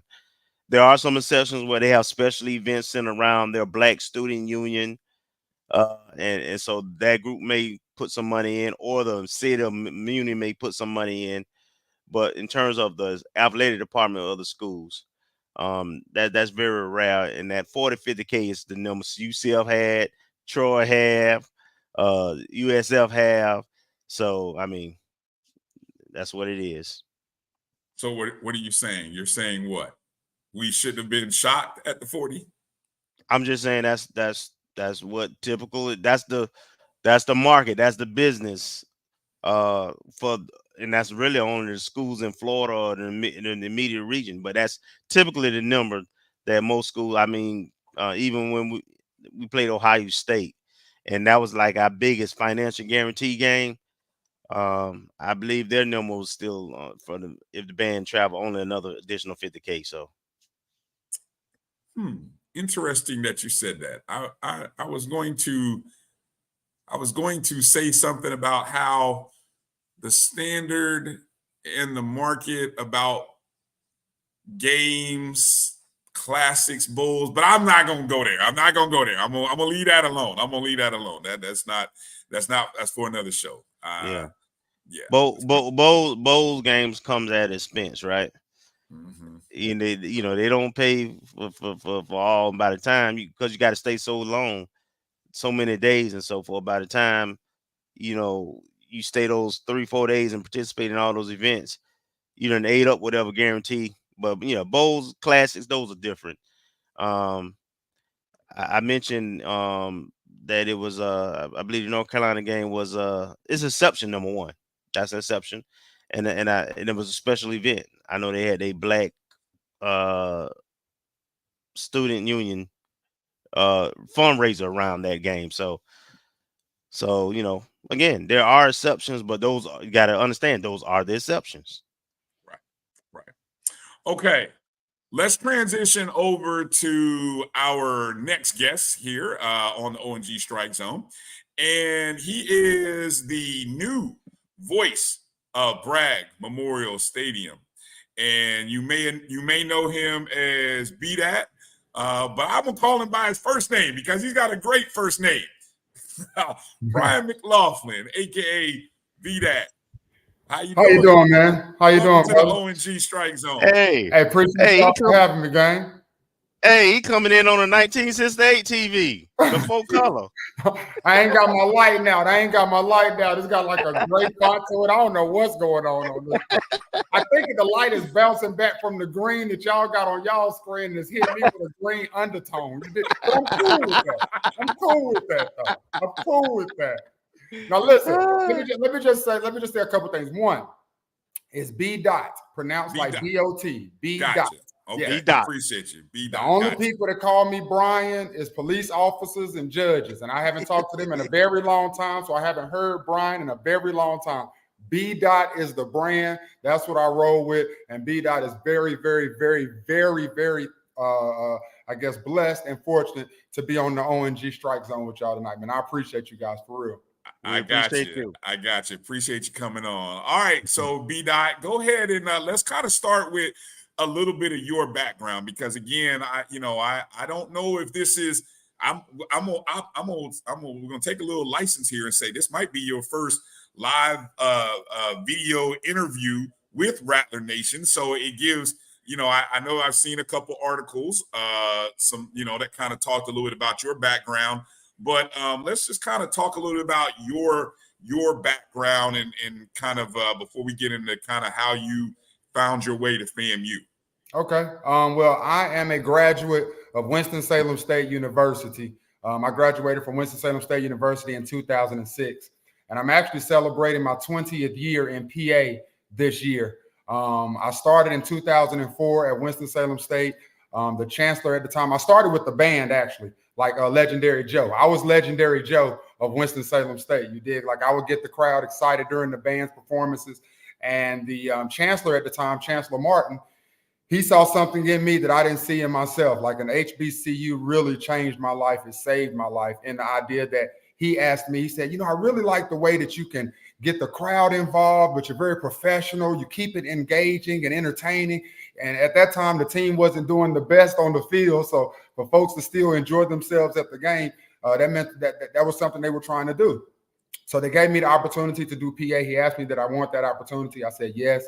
The very first game I did, they drugged me through the media streets because I was just so excited. I was so excited, guys. Like when we did something, I don't care if it was small or big, like I was out there getting touchdown, ran first down, ran 3-yard pickup. But whenever the other team did something, it was very monotone. I wouldn't even say the names of the players, just their numbers. And the chancellor of their school came over to our chancellor and said it was the most disrespectful PA he'd ever heard. And they wouldn't play us again as long as I was PA. And the news, I still have the article to this day, 20 years later, of that article that just pretty much just ripped me a new one. And my AD at the time, Chico Caldwell, he brought me into the office. He said, if we can just get the energy you have, if we can get that mixed with the professional side, I really think that you could be special in this space. And 20 years later, man, here I am as the voice of Bragg Memorial Stadium. I'm very, very happy to be that. In that 20 years, I've been fortunate enough to do morning radio in my hometown of Greensboro, North Carolina. I did that for 17 summers. From radio, I was able to catapult off to Wild 'N Out. I did MTV's Wild 'N Out with Nick Cannon for 5 seasons. I've done PA on a grand scale, CP3's HBCU Classic he has annually. I've done arena hosting for the North Carolina Tar Heels. You all talk about North Carolina just a second ago, and it's interesting you all mentioned that because, Kelvin, you're exactly right. I was the arena host at that time, and I remember it was a big much to do about that game because they hadn't seen anything like that. And for weeks, they talked about how the Marching 100 was just astounding, and they just could not believe what they saw that day in Keenan Stadium. So, like, it's awesome. I remember being in there and just having so much pride being a representation of HBCU culture and just seeing how many white folks' mouths was just dropped all over the field as them black brothers and sisters walked through there. I'm talking about doing the little rattler shaking there. It was beautiful, man. I mean, it was a beautiful time there, man. So, but from that space, man, I've always been able to just be entertaining and galvanize people and just audiences, and that works in my I guess that works for me when it comes to PA because the job as PA is just letting people know what's going on the field or on the court, but I'm able to add some entertainment around that and just sort of merge the audiences there, connect the dots, if you will, of the different audiences that are there, the current students, the alumni, the future Rattlers. And we had a good time in Brad Memorial Stadium for my first outing. Nice. I'm curious, obviously coming from North Carolina, there's there's a great tradition and a great history of HBCUs in North Carolina. What's the perception of whether it be Florida A&M or maybe the SWAC from that perspective? Because I know it's almost, if we talk, some HBCUs are regional. And I mean, we had our good run in the MEAC. So it's not like we aren't unfamiliar. I mean, one of our great rivals is up there in Greensboro, matter of fact. Absolutely. And so, but I'm just curious what the perception or what's the view of whether it be FAMU or the SWAC is from, the HBCU community in North Carolina. When you go to like a family reunion or something like that, and you can't wait to see your cool cousin, like your cousin that like done a little street stuff, and like your aunts and them, they like when you go kick it with this cousin, they sort of side eye you, like I'm about to go kick it with cousin FAMU. They be like, man, I don't really know how that's going. That's the SWAC to us. Like the SWAC, for real. Like the SWAC is like y'all big business. Like every game is huge. Like the big classics and things like that. Like we don't really have a lot of that. We have huge traditional games like this weekend. As a matter of fact, Winston-Salem State, my alma mater, is going up to play A&T. Hasn't happened in 14 years, right? My wife is an Aggie, so like we keep those traditions. And my son, he's a senior in high school this year. Hopefully he'll choose a HBCU. Like we keep that to the core. So see, me coming from the CIAA, that was something that I was definitely cognizant of, that I'm going to a whole different conference with all different traditions that I'm not 100% familiar with. The things that unite all of us is the HBCU-ness, the blackness of it all, the success rate that comes from going to an HBCU, the importance of an HBCU, and how it affected all of us in different ways, even for you all to have this platform here, right? So from that cloth, that's the grace that I'm requesting.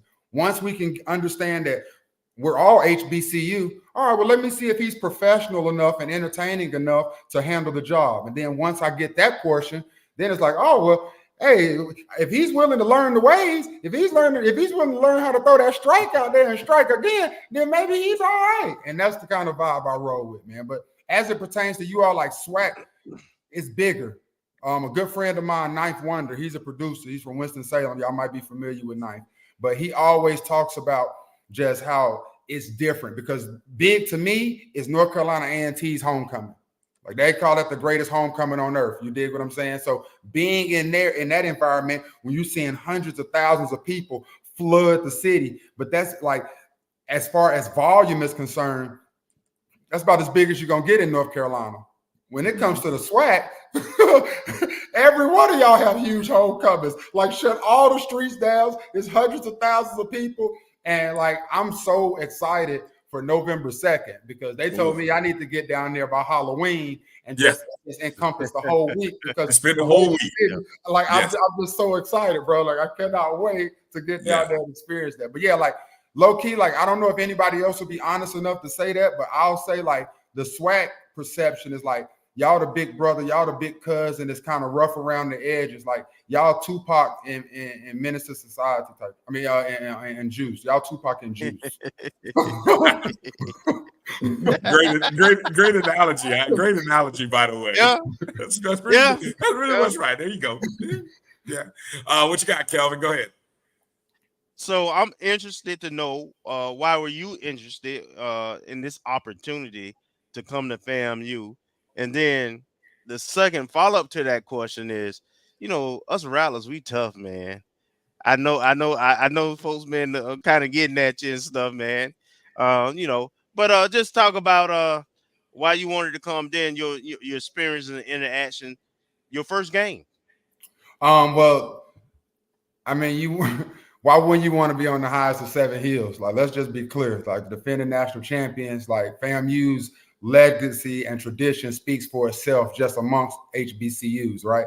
So when the opportunity became available, when I saw a posting that they were looking for a new voice, this is what I do professionally. Like, this is my career. Like, when I was talking to AD Smith, I said, like, I'm not somebody that's just using this as a stepping stone to get to better. No, like, this is how I feed my family. You dig what I'm saying? Like, this is my career. Yeah. This is something that I take very seriously. And I'm an advocate for HBCUs, like, across the spectrum. So any way that I can get in front of more HBCU audiences and entertain them and all of us be on the same page, I'm always open to that. When I got the job, I was elated because it's almost like I get to go to undergrad again. Like, I got my white shirt. I meant to come on here tonight in a white shirt to let y'all know I was still undergrad. Like, I haven't quite crossed over and become a Rattler yet. You know what I'm saying? Like that's what I should have done. Like, why you ain't let me put my white shirt on? What was I supposed to wear? Nevertheless, but it's like going through undergrad all over again, learning these traditions, and somebody who keeps HBCU culture as near and dear to his heart as I do. Like, I just really enjoy this process. I enjoy this moment. I enjoy being wrong and being corrected because it shows the audience that I'm open to criticism. I'm open to, and I'm receptive to learn. Like, I was so excited when I threw on my jacket. I got on my green and orange. No. No, you don't. Not coming to FAMU. You don't. No, you don't. They got you with that one. Yeah. Like, you might have on some orange and green, but you ain't got on no green. Okay. All right. Now let me tell you though. Now I jumped out there and said, meet me and get me to the brag. Get me to the brag. And at first people, it ain't no D. That's Jackson State. And we don't da-da-da. And I'm like, I apologize. But let me tell y'all something. It is a lot of people that have enjoyed the brag. Do you know what I'm saying? I bet. Like, there are also people there is an audience. Now, I don't come and mean any disrespect, but there is an audience that says, you know what? The brag ain't half bad. To the point where some folks talking about getting shirts made now, OG StrikeZone. So that's my gift. That's my gift to the Rattler Nation, baby. That's my gift. If that's what it takes. But when I said that, man, that was just the excitement that I have across the board. Mm-hmm. Whatever I do, I'm going to be passionate about. Like, when my first job, I worked at Sonic Drive-In, and I was the best car hop that Sonic has ever had because I just actually cared. Like, I actually care. And when it comes to having a position, I care. And I was very excited about this, but I was not naive to the fact that, again, traditions are important, especially as it pertains to HBCUs. And I understood that there would be a lot of conversation that not only am I not FAMU, but I'm also not SWAC. And I saw how they drugged Dion when they said he wasn't SWAC. He ain't SWAC. And I didn't want to get drugged like Prime. You understand what I'm saying?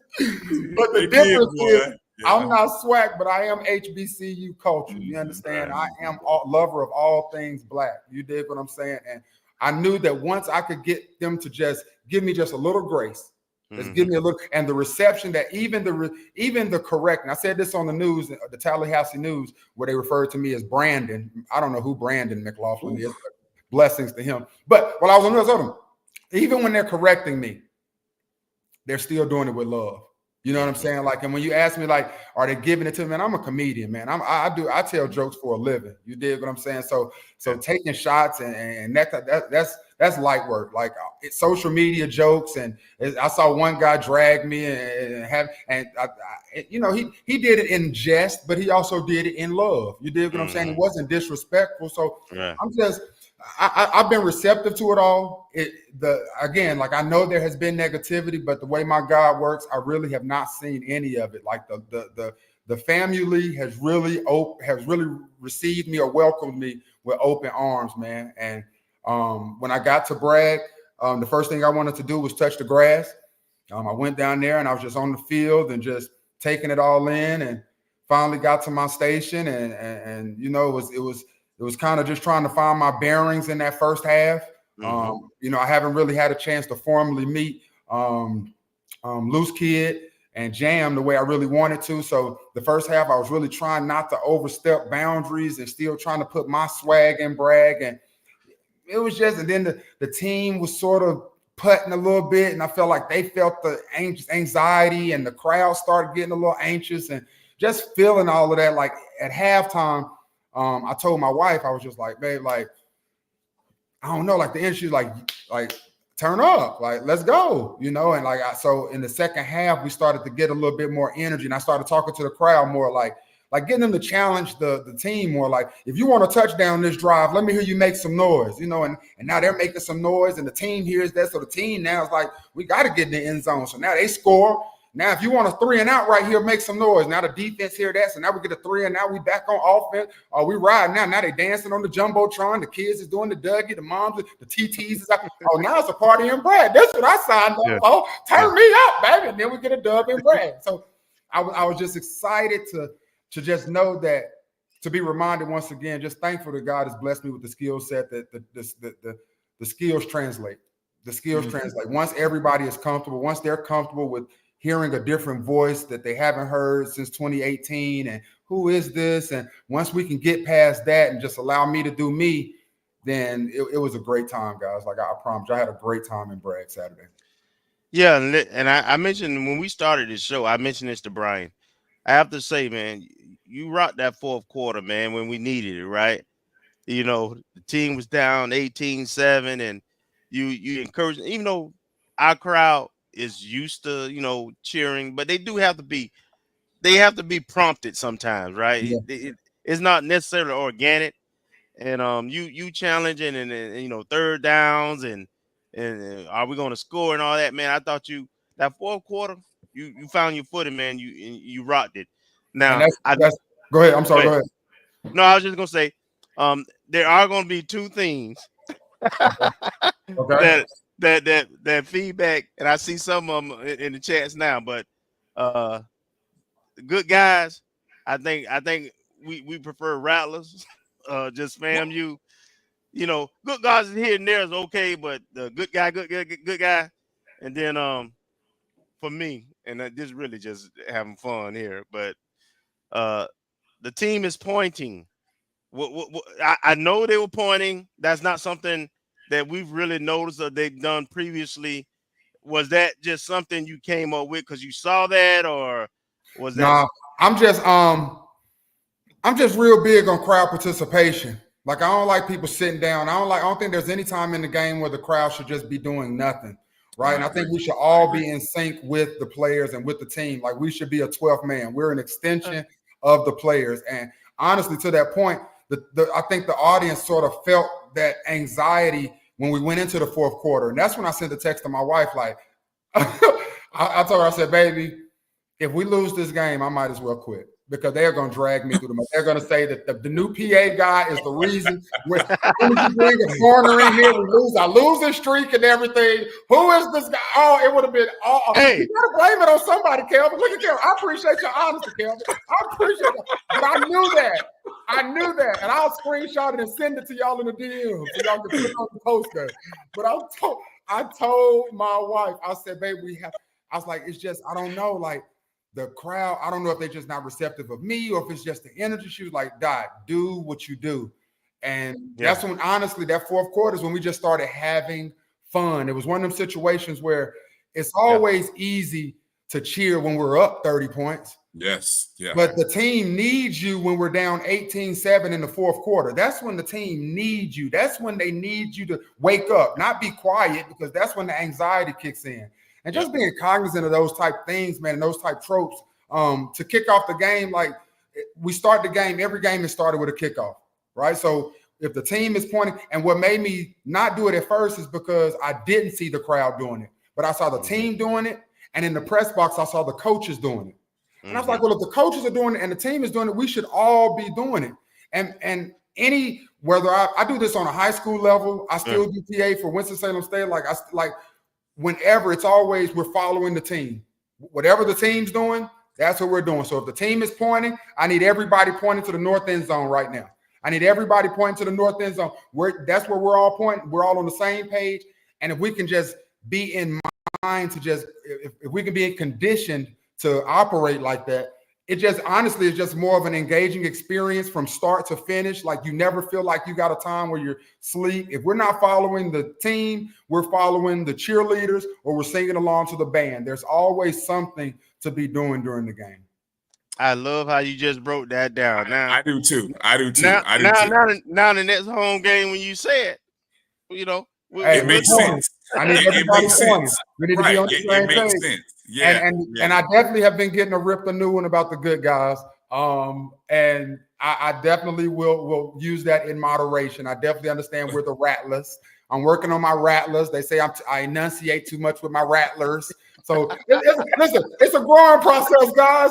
It's a growing process. That's what I kept saying, man. I would see some of the stuff, and I'm like, yo, man, it's the first game. Y'all hazing. Hey, what you say? You got to wear that white shirt until at least homecoming. Absolutely. You would have crossed after homecoming. You would have crossed over by then. You'll be good after home, but yeah, you're gonna have to wear that white shirt until homecoming, probably. But it brings up. I'm glad Kelvin asked it. I was going to ask about, I don't know if tradition is the right word, but every PA has a thing. Or certain, whether it be catchphrases or, the things that you carry over with you from your various jobs. So I guess that's what kind of led me. Kelvin kind of talked about it, but I'm curious, is that something that the whole good guys things, is that something that is something, a catchphrase? And maybe what are some other things that you brought to the game, or maybe some things that you left in the bag that you didn't pull out? That are sort of things that you're hoping to carry into this new role? Yeah, there are a couple of things. I haven't pulled out everything. I didn't want to give you everything on the first outing. I wanted to leave some things up to the imagination. But to that point, it's interesting you say that. The touchdown and holding that for as long as I can till I'm really about to pass out, and then throwing Rattlers at the end, that's something that's sort of my thing. I know a lot of PA guys do that, but I like to do that. With the good guys thing, that's not really something that I do all the time, but every now and then I might drop it in, and it just felt like we were the good guys. So and I just roll with it. I was told a lot before the game, move those chains was something like people were saying, oh man, I'm gonna move those chains. I'm gonna move those chains. And move those chains is actually not something I do at all. I'm really doing that, honestly, as a ode to Sterling. I didn't get a chance to meet him. I don't know exactly what that situation was, but just some familiarity for the audience and out of respect for that gentleman, I just wanted to keep that part alive. But with the Rattlers first down, like I always have something after it. At different schools, it might be a charge or whatever, but so it's always something there. So move those chains just fit, and I could do it sort of like a pay homage to it. But I just like talking, so I like to, I like to cue the band with a band. I haven't really dropped band yet, and talking to the cheerleaders and really acknowledging them, because I think there's so many moving parts that goes on at a game that you really miss a lot of what's happening. And I think as a PA, the job is to make sure you understand everything that's going on. Like, this is my crib, like respectfully, right? Like the brag is my crib for the evening. And if you're at the crib, I want to make sure you know where everything is. I want to make sure the bathroom is, where the band is, where the cheerleaders are, where the captains are, who the referees are. Like, my job is to make sure you know everything. And I'm just blessed and fortunate to be able to deliver that in an entertaining fashion. If I'm not mistaken, Kelvin, and I'd love to move those chains too, but doesn't even to move those chains, didn't that go back to the old play-by-play radio broadcast, doesn't it? That Keith Miles used to do? Keith used to say it all the time, right? Yeah, Yeah, so back, I mean, that's, back in the 90s when, that I used to listen to, Keith Miles on the radio when the Rattlers would go to, say, Southern. That was one. So I guess that's one of those. So that's it's one of those traditions that, you hear, but I mean, every school has them. And I'm sure Winston-Salem State has them and you use them at different places that you're at. So, I mean, that's it's funny when you said that, that's what it brought back to listening to those broadcasts on the radio. And that's like that right there, that's serendipity. That's just God stuff, right? Like I wouldn't know that, but by me being genuinely wanting to pay homage because I knew that so many people were receptive of that and wanting to hear that and not wanting to miss that, it's just awesome that it goes back that far. So hopefully Rattlers from the 90s, they have that same sentiment when they hear it, like, hey, I appreciate him for keeping that little piece. Like I just want to be engulfed in the FAMU cultures and traditions so that I can genuinely be an extension of FAMU Rattler Nation when I'm in that press box, so I can know when to go to this chance or when to let me get 2 claps and a strike, or when to, like I want to know when to deliver those, and I'm not there yet. I'm still I'm a baby. You did, but I am dedicated to learning those, man, and really just having a superior time in Brad. I want to ask about, and because I saw someone bring this up in the chat, and there's a how do I say this? I'm gonna just go ahead and say it. I sometimes have come to games and I have felt, well, it's been busy. Like it's a lot going on. Like the audio's, the sensory is sometimes sensory overload. You got that. You got the band, you got the DJ, you got the scoreboard, you got, and then you as a PA have to try to work amongst all that stuff going on. So my question kind of comes up about, the opportunity to, you mentioned not having a chance to meet Loose Kid yet. Hopefully they will give you an opportunity or you'll figure out how to, in a production meeting or something where you get that opportunity to kind of meet the band director and figure out how all that works. I don't know how much of that you had an opportunity to do, and is that something that's in the works for the future, or maybe give me what's kind of like the things you want to try to work on going into game number 2 who do we host game 2, Kelvin? Alabama A&M. Alabama A&M. So going into the A&M game, what are some things that you want to try to work on in that teamwork of the game day experience? I just want us to get a little bit more fluidity, and that's going to grow. Like cohesion is going to grow from game to game, like with any team that's working together. And what people don't realize, man, is so much behind the scenes that goes on at a game. Like it's really game day entertainment. And cheap plug here, but my 6-week course starts October 1st. Nevertheless, the game day entertainment consists of your game day managers. You got your people on the field with the headphones. You got your PA announcer. You got your DJ. Just like you said, you got your board ops. And it's the job of that game day manager to have us our script so that we know what goes where and how this goes here, and try not to have back-to-back DJs where you got the band first, then maybe the DJ, then we got to read on the video board. So we have scripts, but it's a lot of times you have students in those positions that's learning the position.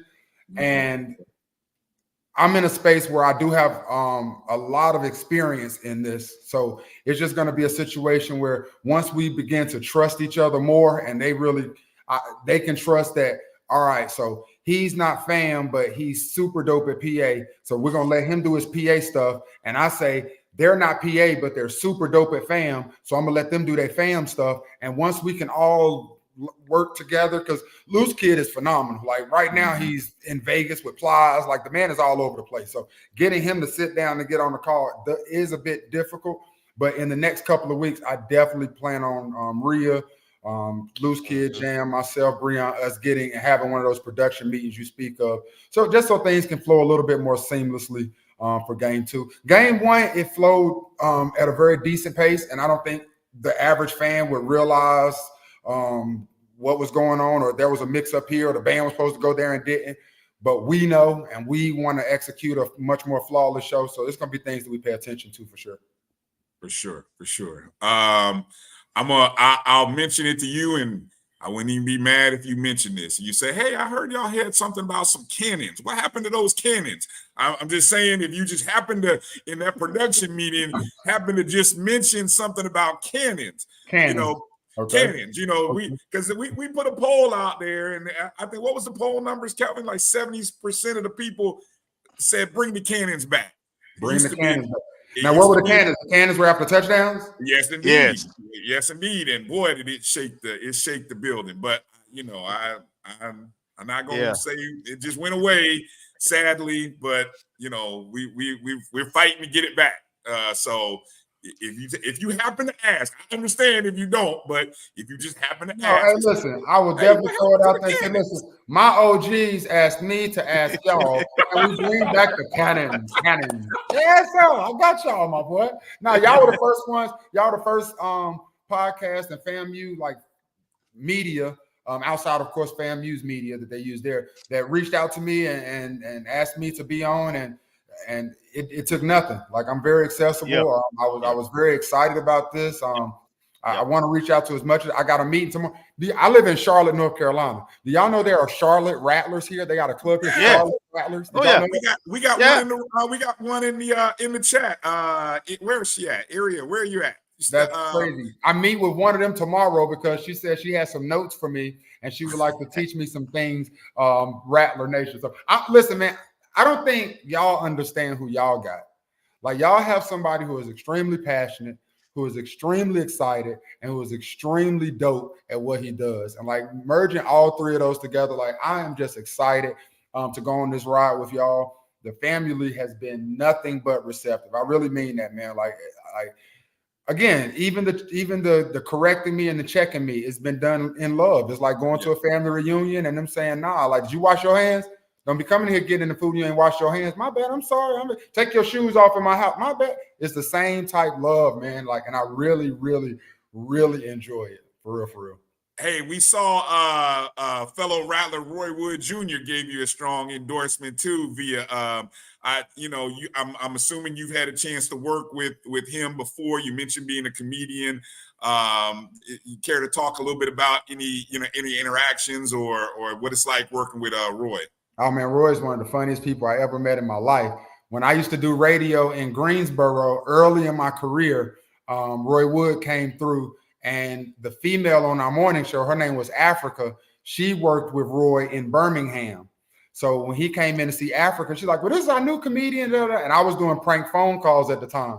So he listened to some of my pranks. He enjoyed my pranks. And we sort of been locked in since then. But I've had the chance to work with Roy. He did the correspondence dinner in DC, and I went up there and rocked with him, man. And Roy is just a good dude. And when I told him that I was in the process of auditioning for the job, he just wished me luck and told me to go kill it and do my thing. And when I told him I got the job, he was very, very excited, man. And I didn't know he was going to give me the endorsement on Twitter. I'm glad that he did. I appreciate it. I'm sure that made a couple people be like, all right, then we'll give him at least one game. Hey, now. look, I saw a few people go, oh man, okay, Roy backed him. Okay, well, he must be okay then. I appreciate him. My girl Cappuccino, she in Philadelphia, Cap on air. I know Cappuccino. Yeah, Cappuccino, she's super dope, man. Yeah. Tiffany Green, man. Tiffany put a word out for me, man. Like, so the quality of Rattlers that were vouching for me, I think that bode extremely well for me in my favor to the alumni that were a bit skeptical and on the fence. And I'm sure there are some people that are still on the fence, but hey, just rock to the good side, baby, because we're about to have a good time, baby. Don't fall off that fence, baby.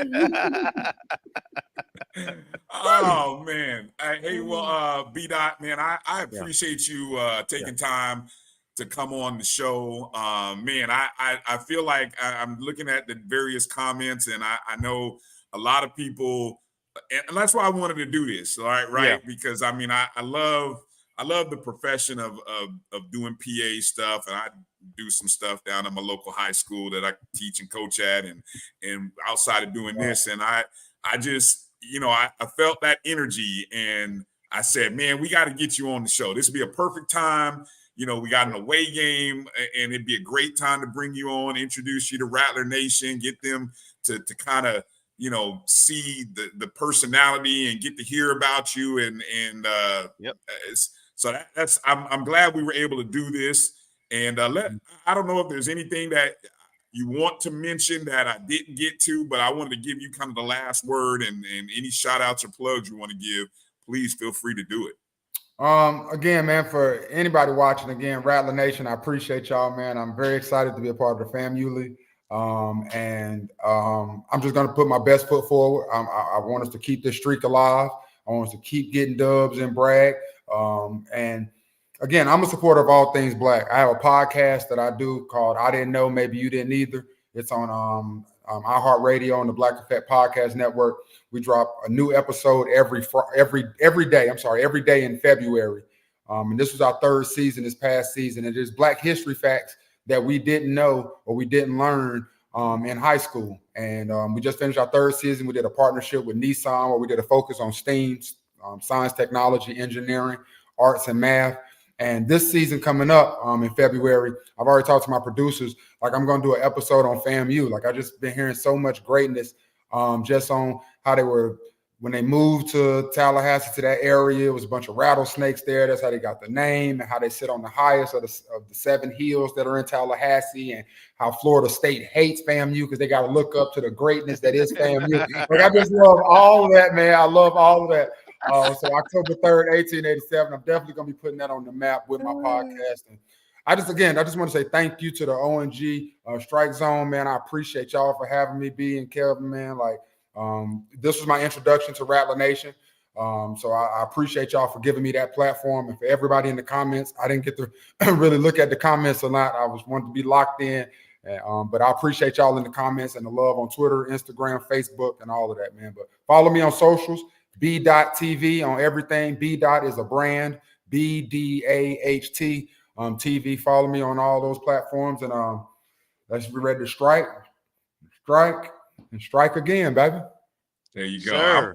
I'm gonna make sure that I gotta make sure to holler at you, or when the next time I come up there, I'm gonna talk to you, because I'm a history teacher, and so I teach juniors and seniors, and so I definitely want to lock in with you when you guys do the Black. Obviously when we hit I do stuff now because I don't like to just wait until till February, but I definitely would love to be able to do some stuff and see how I can incorporate that.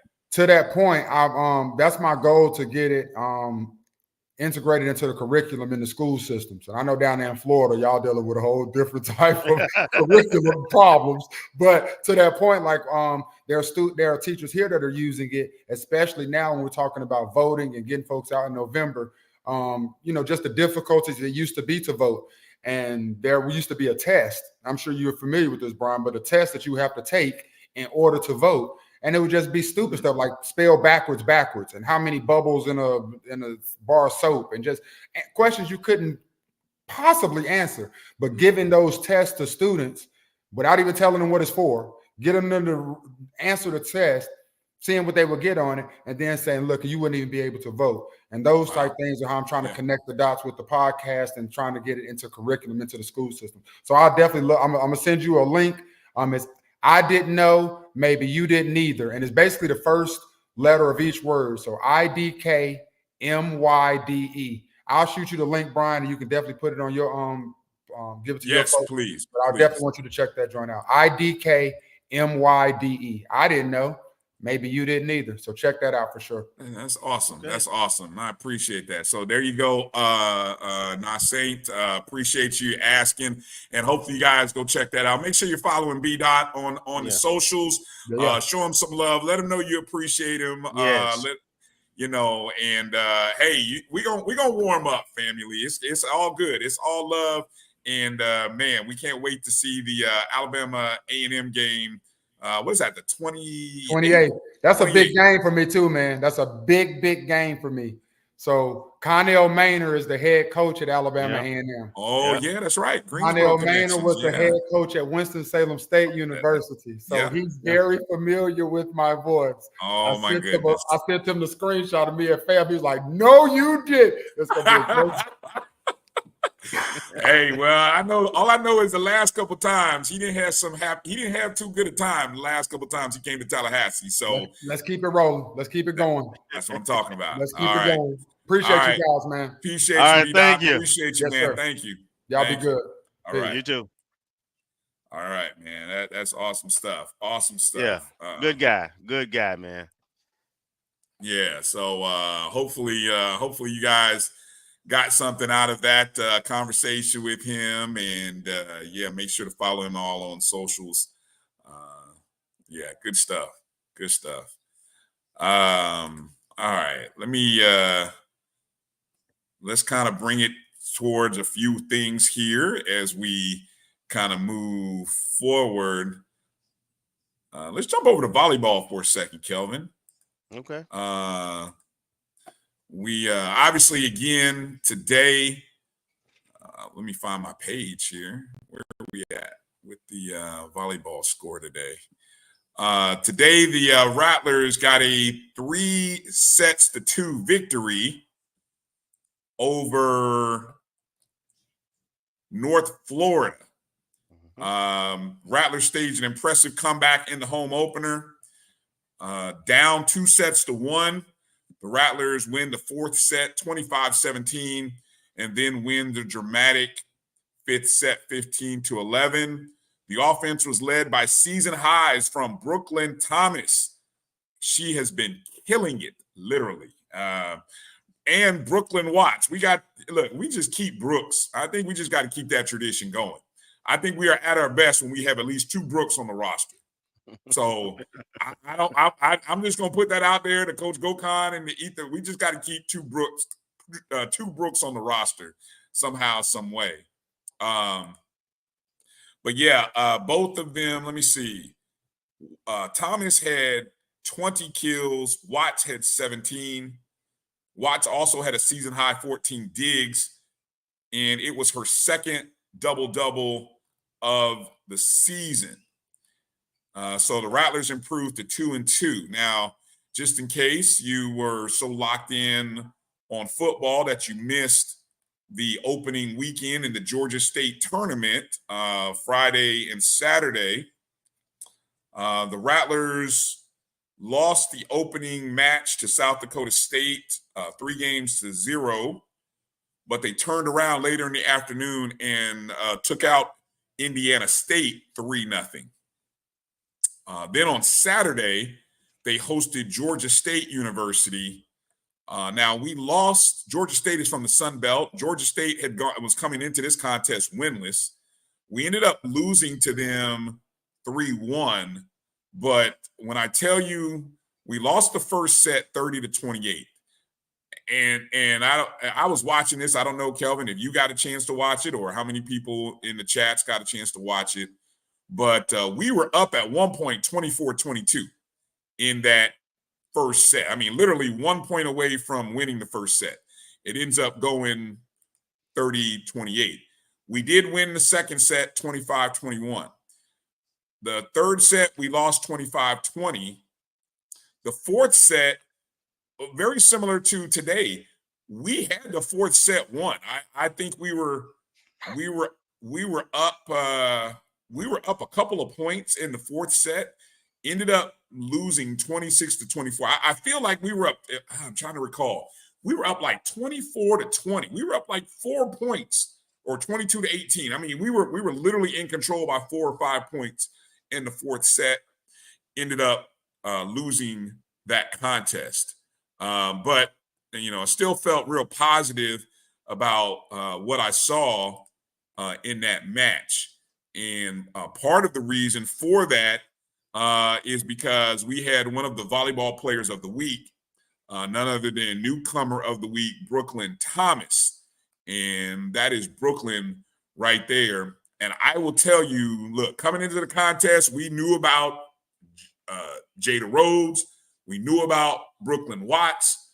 But it was Thomas who every play that she was getting set up on, Kelvin, she was crushing those kills. I mean, you know, and I know she's listed as a middle blocker, so I know enough to be dangerous here, but I'm like, if you're a middle blocker, she's kind of playing like an outside. But I mean, she was smoking it. I'm trying to pull up the let me see if I pull up the story headline here, I could tell you more about the stats for Brooklyn, if I can find it here. Oh yeah, here it is. Thomas. Let's see. Thomas appeared in 3 matches, already receiving notice. The grad transfer was named to the GSU Invitational All-Tournament team. She recorded 32 kills in the 3 contests, highlighted by, and this is the game where I saw it. She highlighted a 15 kill, .433 attack performance against Georgia State. She also recorded 9 blocks, 8 assisted during the tournament. Now, just in case you see these numbers and you don't know, but from what the analysts told during the broadcast is usually having a 2 or a 0.2, maybe mid 2 something, it is a high number, right? To essentially 25%. She was at 43%, okay? 43%. And at one point, she was in the like 60s. So at one point, she was killing at 60% rate. So very impressive weekend. So I'm glad to see that she did get the recognition because I had a feeling it was going to come. So yeah, that was that's good stuff. Good stuff. Any comments or anything you want to add there on the volleyball team's performance these first 4 games? Well, it's early in the season, and we've had 4 different kind of games, right? We've been swept. We have swept somebody. We had a hard-fought loss where we won 1 set, and we had a hard-fought win where we lost 2 sets. So we ran the gamut in these first 4 games. It's a good sign, though, because this is a new team with a lot of new players and a lot of depth, and they're still trying to figure out, their rotations and strengths and weakness, and what their closing lineup gonna look like. So to be able to, while you still learning and figuring each other out, to be able to win these out of conference games, man, is huge, and it's a great sign for us going forward. And we got a 4-game home match going this week, right? So this was game 1. We got 2 games on Friday and 1 on Saturday at Lawson, and we don't lose at Lawson. So folks who are gonna be in town, please come and support the young ladies. Yeah, the schedule for the FAMU tournament this weekend. We are hosting our own tournament. I don't know. I'm looking. I don't know if it has a name other than the FAMU tournament. I'm looking. I don't know if it's a FAMU Invitational. But anyway, this weekend, Southern University, New Orleans University, and Jacksonville University all are playing, coming to Tallahassee this weekend. So Friday at noon, we play Southern. Okay, so we get one of our SWAC teams in the tournament. And then Friday evening, we play New Orleans University at 7 p.m. So again, noon and 7 p.m. on Friday. Then on Saturday, we take on Jacksonville University at 2 p.m. All the games, all the matches will be live streamed on Rattlers Plus. So if you're one of those people who let your Rattlers Plus membership expire, now's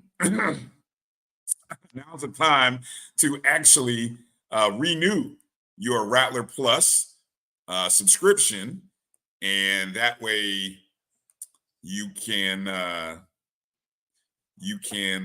see these matches live. If I look, there's somebody asked about what the crowd was like. I don't know if I see the attendance numbers here on the box score. I did see the picture, and I did. Let's see. It's typical. It's early. It leaves much to be desired. Right. It can be better. It can be better. Yes. Yes, it can be better. I would put it like this. I think if we could get 500 people into Lawson for the volleyball match, it would make a big difference. And again, we're talking a 9,000 seat arena. And it's free. What? Wait a Park, minute. Are you park, really? parking is free, and entrance is free, so it don't cost you nothing. Come on, Rattler Nation. We gotta, if you're not going to Miami, you gotta go to Lawson. You gotta be there. If you can't make the noon match against Southern, be there at 7 p.m. for the match against New Orleans. You can't make it to Friday, come out Saturday afternoon at 2:00. You can watch the game and then go to, then you can congregate around the TV later in the evening for the 6:00 kickoff for the Miami game. Again, we got a championship caliber team, and we got a championship caliber coach, and we got a beautiful venue. So yes, Rattlers, let's support our champions. EA, you being messy, EA. I'm not going to respond to you. I'm not even going. You ain't lying though. Well, he is lying, but anyway, I see what he's trying to do though. Nice shot there, EA. I just was bumping around looking at what some other SWAC volleyball teams did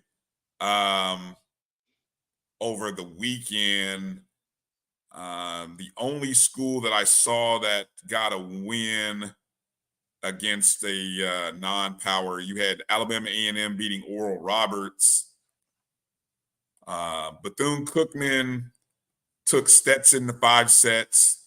UAPB took New Orleans to 5 sets. Bethune-Cookman took Portland University to 5 sets. I don't know. Bethune-Cookman might be improved this year. Kind of interesting. I know AD Drew told me that Alabama State had they beat somebody, but I don't know who. Grambling took the University of Alabama to 5 sets. I don't know. I don't know who. I don't see any wins for Alabama State, so I'm not really sure who he might be referring to. But we're talking volleyball here. It could have been a scrimmage game. I remember seeing it too, but it could have been their scrimmage game. Okay, I'm looking at the stats. It says they're 3-0, so I don't know who they beat. Okay, here it is. Alabama State, they beat Louisiana Monroe 3-1. They beat South Carolina State 3-0, and then they beat Nicholls State 3-0. So right now, they are the only unbeaten school in the opening weekend of the volleyball season, SWAC volleyball. So, always no biggie, just always interesting to kind of look and seeing what the opponents are doing out there. Okay. Moving back to football, just in case you missed it, there are standings after 1 week of games. A lot of 0-1s there, Kelvin. And it a wasn't lot close. of 0-1s. Yeah, they weren't close. Going back to Thursday, the opening, you had a couple of lopsided beatings there by Arkansas against UAPB, UAB over Alcorn. I would have to. Everybody gave up 30 a plus, and most of them gave up 40 plus. Yeah, looks that way, right? Yeah, that's Friday, and then there you go. There's the Saturday matchups. You can see USF taking Bethune to the woodshed. War Eagle just went ham all on the Bulldogs. Louisiana. I tell you, the Tennessee State jumped on Valley 31 straight points. Yeah. The biggest, I don't know what, the biggest surprise for me was the way Texas Southern dominated Prairie View A&M. I don't know why y'all surprised. Really? You weren't surprised? Well, in Texas Southern winning, yes, and how they won, yes, I say that. But I will say, and I had said it earlier, I wasn't really big on Prairie View, just like I wasn't really big on Alabama State. And I said that the SWAC West was going to have 3 losses. The winner, that sucker is totally up for grabs. But and they don't have a quarterback. They it still doesn't don't look have a that way. quarterback. Yeah. Doesn't look that way. At the Orange Blossom Classic, a game that AD Drew and I had a chance to do the play-by-play on the audio on the Black College Sports Network. Man, I tell you, Alabama State, tough loss. Might even be a tougher loss if the reports and rumors are true that Andrew Body may be done for the season. He got hurt on the last offensive drive, down 7 points. And this is right after he had just scored on a 4th and 14 to get Alabama State to within 7. He gets hurt. Appears to have maybe a hand injury. Broken is what I've heard rumors. Of course, we haven't heard the official word. And then unofficially, somebody said somebody's shoulder the day too. Well, and then the other quarterback I heard, so Alabama State was running 2 quarterbacks in this contest. The other quarterback has a concussion apparently. The transfer, O'Brien, I think is his name, Jonah O'Brien. So they're going into this contest apparently with a freshman quarterback against Miles, Division II Miles team that beat them last year. And almost beat what? West Georgia? And almost beat West Alabama. They played West Alabama, I think it was. One of those, schools, but yeah. Yeah, so Lil Baby has heard the same thing. Both QBs won't be available for the Miles game this weekend. So how many people are picking Miles to upset Alabama State? That's going to be a popular pick. And let me just say about this game, the strategy of platooning quarterbacks, I just didn't get. So the criticism that coaches are getting for that game, he's earned. Because once they were down 21-0 and literally Body brought them back to 21-14 because those plays he made had nothing to do with the play calls or anything. The experiment should have been over. It should have been over in the first place because you knew what you was getting with Body. He knows the conference. You already know the talent, what he is and what he can do. So it shouldn't have been a platoon anyway. But once the game started and he got you in the game, I don't know why you would ever take him out the game again unless he got hurt. I don't know what Eddie Rob was doing, but I hope for the best for Body and the injured players. But I'm looking for their homecoming October 5th when we come up there. Give me that same coaching. Yeah. Will the folks get to see how we did in the pick'ems? What pick'ems? Our show pick'ems or my pick 5? Which one are you referring to, Keith? You referring to the pick 5, or are you referring to I put out there on Twitter the pick 5. You know, those of you who choose to join, who joined me and Drew's pick 5 contest. I went 2 and 3 in my picks. Some people went 5 and 0. Tech Rattler went 5 and 0. Shout out. Go get him, Jimmy Mack. Nice job. Let's see. Here's the schedule for this upcoming weekend's games. All right, Kelvin. Looks like early on the slate, Mercer coming down to Bethune-Cookman. That's interesting. And that's a 3:00 Eastern game. Mercer taking on Bethune. You're shaking your head for it. Because I'm looking at here, and it don't look like I'll be picking the sweat too much this week either. Yeah, it's going to be hard picking 5 this week. Unless you just load up on picking the FCS teams, or FBS teams, I should say. We'll talk about the FAMU game in a moment. Of course, there is a mention, the Miles traveling to Alabama State. Trap game. It's a trap. Watch out, Alabama State. Kentucky State traveling to Alabama A&M. The way Kentucky State looked, That should be a great bounce back game for Yes, Alabama. yeah. That's one you should get right. Yes. Yeah, honestly, in these picks contests, I don't look. I want this to be challenging, right? I hate picking some of these games because look, if I was just really being that dude, I would definitely pick the upper division team. I mean, that's what you do because that's the likelihood is in the 90 percentile of the upper division team winning. Well, there's no fun in that. There's no fun in that. In my opinion, there's no fun.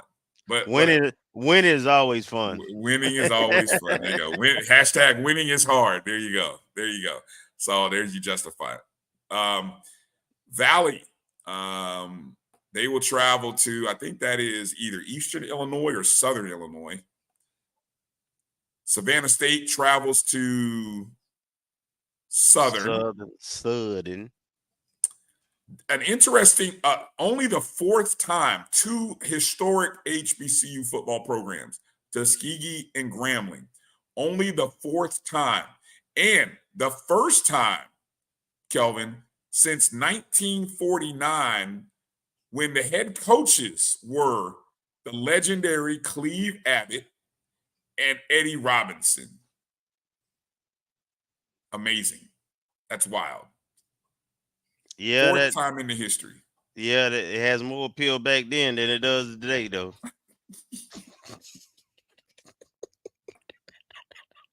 I'm just saying. I got you. Jackson State's taking on a non-NCAA team in VUL. Will Jackson State have more than 30,000 people at that game? Will more than 30,000 people care to go see Jackson State beat up on the Dragons of VUL? I hope FAMU never plays VUL. I'm sorry. Until they become an NCAA. We already did. We never played VUL. The California team last year. Oh, well. Hey, that California team might beat VUL. I don't know. Or is that Lane? Somebody said that's Lane. Oh, that's Lane. I'm sorry. That's Lane. Yeah. All right. I saw Dragons. I forgot Lane is the Dragons. Yeah. Thank you for the correction. So that's Lane. So I guess they might need to not get too cocky on that game. Hey, exactly. What Lane went on the road and knocked off Tennessee State a couple years ago, didn't they? Right? Yeah, they sure did. Okay. No, I will not be picking Lane over Jackson State. I don't have. I'm down. Look, I'm down 3 points, 2 games. There's no way I'm picking. And at the end of the season, as long as I'm ahead of Timona in this pick 5 contest, I'm great. Boy, if you lose to her, thank you. She'll never unblock me if I keep winning, but that's fine. I'm okay with that. I'll keep talking from a distance. Prairie View coming off their loss. They're taking on, I think that's Northwestern State. I've done no research. I'm just going by logos here. I think Prairie View's traveling to Northwestern State. Texas Southern traveling to Rice. Interesting ball game. Can Texas Southern duplicate what they did? Because Rice, that might be a winnable game. Okay, there you go. I said might. That's how I don't put that in your pick 5. No, I won't. No, I'm not that silly. Not that silly. Alcorn travels to Vanderbilt. Vanderbilt gets a win last week. Who was it that Vanderbilt beat? Virginia Tech. Yeah. So now Alcorn travels to Vanderbilt. That won't be. Think that might be a win? Nope. Arkansas, or I should say UAPB hosts Arkansas Baptist. Now, Arkansas Baptist is an HBCU. They are an NAIA program. So UAPB coming off a 70-0 loss to Arkansas. Why they gonna beat up on? Yeah, I know. Why they gonna beat up on them preachers like that? Yeah, they gonna beat up on Arkansas Baptist the way Arkansas beat up on them. That was the goal. That was kind of the message that I got as I was watching the coaches show. I was like, Coach, you're wrong for that. You're wrong. So yeah, that's the man. I don't know. What do you think about this week? What sum? I mean, really, Tuskegee Grambling is the only game. I mean, look. I mean, let's keep it real. That's the only game that is. Actually, the Miles Alabama State, huh? Mercer and Bethune, is that's a Gonna FCS be- matchup. Okay. It should be a pretty interesting game. Okay. But yeah, overall, the out of conference schedule this week is kind of tough. It's not attractive. No, for the not SWAC. at all. Not at all. Not at all. All right. It's that time of the show. Let's kind of how do we set expectations for this weekend against Miami, Kelvin? I have not looked at the point spread, so if anybody knows, it's pretty what it easy for is. me. It's pretty easy for me. Job one and first is to come out the game healthy. That's first. Mm-hmm. Number two, work on the things that you think you're gonna need to lay your hat on moving forward with different kind of competition.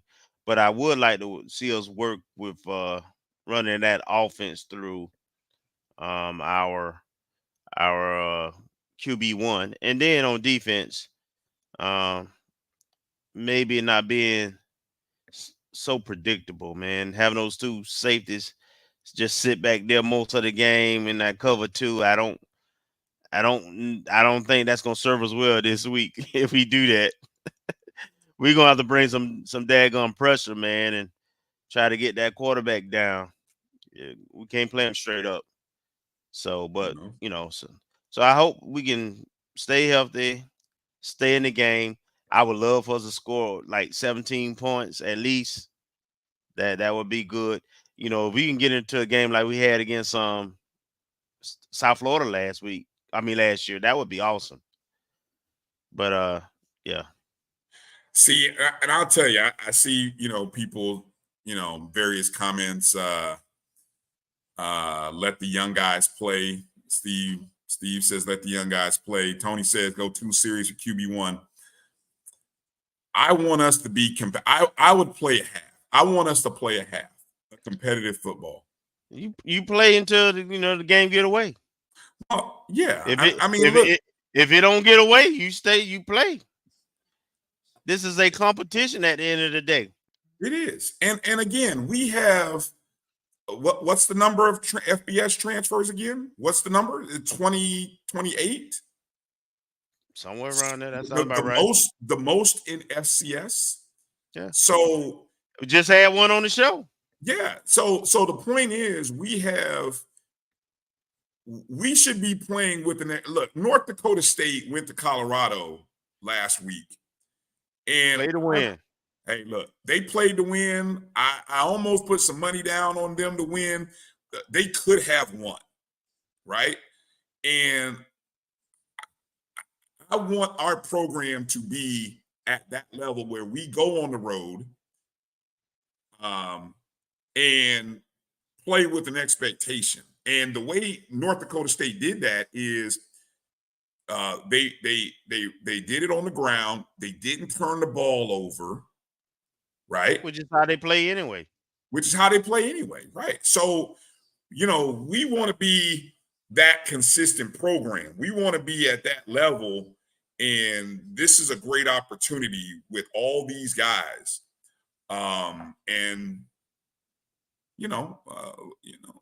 Look, if there's an opportunity for us to outcoach Miami, I would love to see us do it. Yeah, I would love to see us do it. Shock the world. Yeah. I mean, come on, guys. Let's not run from this. I'm trying to find the line, so I'm just trying to see here if I see it. I don't know if I see a line. Anybody see a line on this? Keith said it's 30. About 30. Yikes. Well, so how are we doing predictions for this game, Kelvin? What, for the game coming? Yeah, this Miami game. Come on now. You're coming off of hitting your bold prediction, right? What was your bold prediction that you hit? Under 300 yards of offense for South Carolina State. There you go. There you go. I don't even remember what mine was. I don't think I hit it though. I think I had, somebody asked about sacks in the chat. We've had sacks though, haven't we? I know we've got at least 4 sacks. We've got 4 sacks. We're second in the conference. Second in the conference. Okay. Prairie View had 5 in their one game against Terrace Southern had 5 against their one game against Prairie View. Okay, now I'm gonna tell you something. If this is accurate, I'm looking at this can't be right. I'm looking at a line here. There's no way this is. No, we have not, Tony. We have not created any turnovers yet. We have not recovered a fumble, nor have we gotten an interception yet.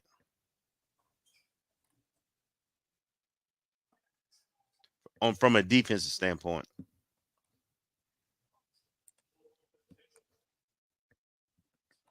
Okay, so there's still no line that's been put out there yet for this game. So yeah, and that's to be expected because you got a FCS against a FBS team.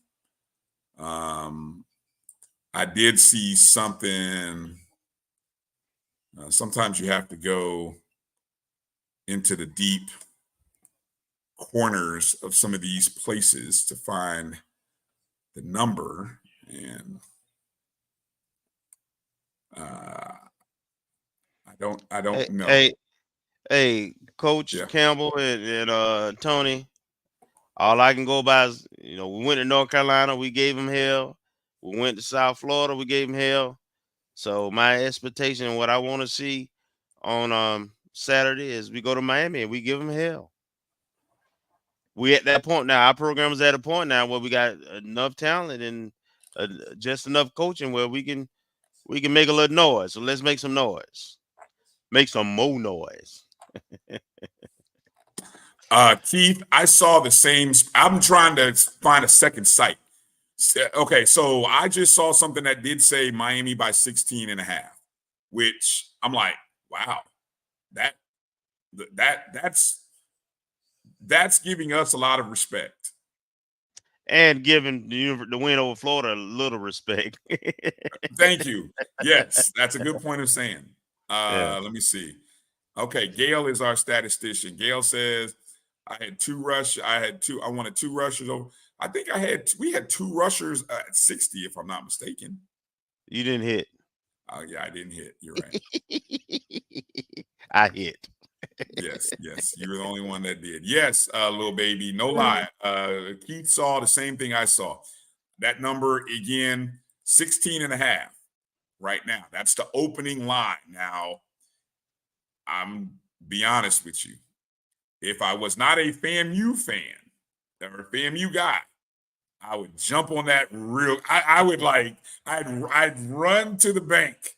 Hey, look like they trying to entice people to. Oh, that number will not be there. If they just put that out this evening, that number won't be there when you wake up in the morning, because they will look at that and say, oh no, somebody's gonna bet the hell out of that. But I just was on another site. You know what? Let me go to my trusty predictor. Now, I like to go to Massey ratings just to see kind of what their predicted scores are, because I just was on a site, OddsShark, which had a predicted score of Miami 31.5, FAMU 25.7. Now, you and I both look. That's a 6-point game, Kelvin. Really? That's where they see us. They see this as a 6-point. Again, is that little respect for Miami or more respect for FAMU? Little both. And they don't know what Miami is, I don't think, right now. Because they don't know what Florida is. And they just giving us respect. We 24th ranked team in FCS. And I just mentioned the last 2 opponents we played at that level, we were very competitive. Yes. So the data site Massey ratings has a 41.5 point line with a total of 51.5. So there you go. That's more likely what I think you will see. Sport again, if you see 16.5, you better go grab that number quick. You said for 2020, we played Miami in 2021. And that's too long ago, man. I'm not. Yeah, I'm not. I thought so I'm not. I'm not young enough to be able to remember that far. Yeah. All right. So I guess we don't have any bowl. So no I bowl got- predictions. I got a bowl prediction. Come I'm on, giving let's you a bowl go. prediction. Let's not be scared here. Let's go. Bowl predictions for, since nobody wants to put a score prediction. Y'all being scared in the chat. All right, so that's fine. Nobody wants to put a score prediction out there in the chat. Y'all real quiet tonight. But go ahead. What's the bowl prediction, Kelvin? I'm gonna say we score more than 20 points. 20 plus. 20 plus points for FAMU. Yep.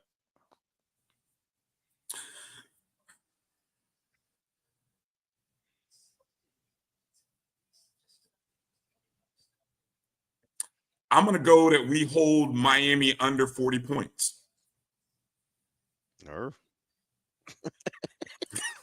That's pretty bold. That's the name of the segment, right? The name of the segment is bold prediction. That was pretty bold. I hope so. We've given up 18 and 23 with a team that had a quarterback that couldn't pass. That's too bold for me. Even that, look, how can you be too bold? Wow. All right. Let me see. I like this one. FAMU scores more than the Gators. How many points did the Gators score? What was it? 47 to 14 or 17? 17? Somewhere around there. Yeah. I like that. Can FAMU score more than the Gators? I like that. Ooh, Tony. Yikes. 62 to 10. It depends how we play it. If we don't play it right, that could happen. Sweet says that we kick a 50-yard field goal. I would like us to get just kick a field goal. How about that? But 50, okay. Hopefully we get nice weather. Yeah, definitely. That's bold. I'm holding to it. Under 40 points. Under 40. Well, I hope our offense have maintain the ball. Run the ball. No, we ain't gonna be able to line up and just run. We're gonna have to mix it up. We're gonna have to use the passing game to set up the run. Yeah. How many quarterbacks do you think we see in this game? For us?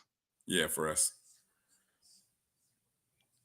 Depends if the game get out of hand or not. If it don't get out of hand,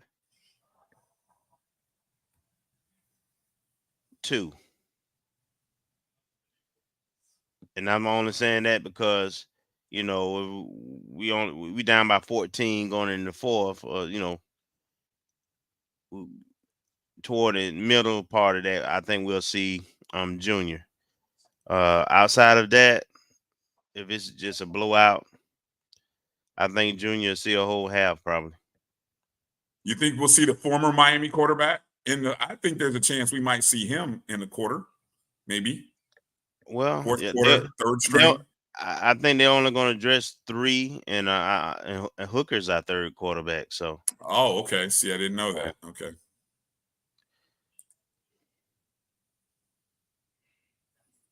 All right. Well, what else do we have left on the bone that we didn't pick off as we get ready to wrap up the show, Kelvin? Anything that we missed that we wanted to get into?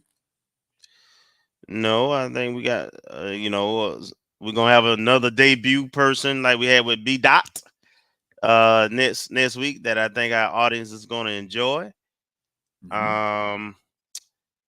And we'll we don't want to spoil it. We don't want to spoil it, do we? mean, it is what it is. We're going to talk. Well, I'll put it this way. We're going to talk about basketball NILs too. Okay. And shout out to Coach Creary on the 220 club today. Did an excellent job. I've heard great reviews about his appearance. I think he's a straight shooter, and everybody kind of saw that. And he has expectations, and that's what you want. That's what winners do, though. That's what winners do. He's a winner. Yeah, winners expect. They have absolutely. We'll expect to win. Yeah. So great appearance on the 220 club. Again, I know I saw Sam put this out here. I know obviously they were doing their membership, or not a membership, but it's just a collection drive again. Sam made a $22 payment. I know you can donate to the 220 club and continue. I think they were trying to raise money for Coach Pat, and I think he was talking about some iPads, some technology things. So I think they were trying to raise $2,000. I don't know if they actually hit it. I don't know if Vaughn is still in the chat. I'd love to know if they reached the mark. But that was the drive that was happening earlier today. And so hopefully those funds will happen. Also, women's basketball tryout September 12th at the Lawson Center, 5:45 to 7 p.m. So if you want to, you have a young lady who want to try out for the basketball team, they are having open tryout September 12th, 5:45 at the Lawson Center. You have to email Coach Jeannie, Adante.Jeannie, that's GENIE at FAMU.edu for info. Yeah, and 2 weeks from today, the SWAC Basketball Media Day will be happening. So that's part of the reason why we're looking forward to kind of talking to our men and women's coach. I know when I bumped into Coach Gordon back at the booster event, I know she was excited to come back on the show and really talk about the players that she has. And I know I've talked to Coach Creary. He's excited about the young men that he has. So the Lawson Center is back. The Lawson Center is going to be back. We just got to come and bring it, because volleyball team's going to get the job done, and we're going to produce some wins in basketball at Lawson. Mm-hmm. This is going to be a great year in the Lawson Center for the teams that play in it. We don't lose that Lawson, I'm telling you. No losses in Lawson. There's the theme. No losses in Lawson. There you go. NLIL. I like the way that sounds. No losses in Lawson. Somebody go ahead and put that on the t-shirt while we making t-shirt designs. There it All is. right. There it is. Okay. Well, the game is at 6:00 Saturday. Don't forget the volleyball doubleheader on Friday, and then the single game on Saturday. And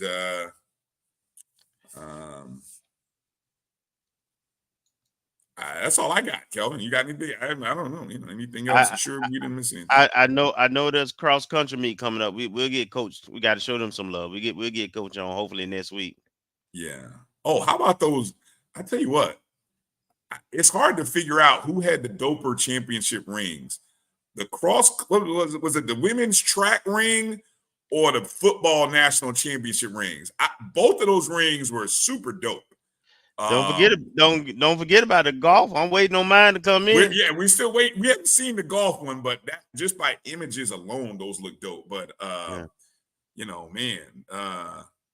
gonna have to have a separate line item to keep up with these rings, because man, y'all are putting in some money. Last little nugget for me. I got some intel. The National Alumni Association had their meeting today, and apparently had I don't know how they do this, whether it's in the form of a resolution or just a vote, but they're putting somewhere in the ballpark of $24,000 into coaches' salaries. Now, I don't know if that's paying bonuses or something else, but that's kind of the intel, some of the intel I got. So it's good to see championship moves. Yeah. You want championship programs and championship coaches? That's what it takes. Yeah. Still waiting to hear what's going to happen we still don't have a softball coach. Still don't have a bowling coach. So no news there. Don't have an AD, but news may be coming. Well, we have an AD. Michael Smith is the AD. No, we don't have a permanent AD. Oh, okay. But, see, let's be specific. But there's a board of trustees we meet next week. Oh, you know when they meet, anything's liable to happen. It was a scheduled on-campus meeting anyway, but yeah. Oh man, anything's liable to happen when those folks meet. So keep your fingers crossed. Pray for them. Pray for FAMU. Pray for them. All right. Well, that's going to do it for tonight's show. We want to thank our guest again, Colonel Eli Patrick, Davion Westmoreland, and B-Dot, the new voice of Bragg Memorial Stadium. Appreciate all of them for coming on the show tonight. Great. We'll work to try to reschedule Kevin Elliott, hopefully for next weekend. And we got another special guest, one of our head coaches will be joining us next week. We'll kind of leave who it is out there. You can probably figure it out if you've been listening. We'll leave that for next week. And Marcus Green should hopefully be back. Y'all pray for Marcus. He working hard, man. They working my guy. The man got his foot on his neck. Hey, look, I think, hey, look, well, and the man then they done got into your pocket, they got into my pocket. Boy, it's been a tough start to the season, boy. So yes, sir. I know we ask a lot. I get it. So, I won't ask. I'll just put the graphic up and we'll just leave it at that. But we do appreciate the support. Hit the thumbs up and the like button. You can share the show and stream on YouTube, on Facebook. We say hello to everybody on X, retweet it. You can Instagram live it, talk to somebody, let them know. And then you can even check out the show on the BCSN Pod Zone. Available everywhere you listen to podcasts, Spotify, Amazon Music, iHeartRadio, Apple and Google Podcasts. You subscribing and following us wherever you do, it means a lot. It helps the algorithms. And we want to keep growing this thing. So hopefully you guys appreciated the show today. Great conversations. Support the Eli Patrick Foundation. When you donate, you get immediate email thanking you for your donation and validating your donation the way it's supposed to be done. Hey, tell them that's how it's supposed to be done. Exactly. Okay, guys.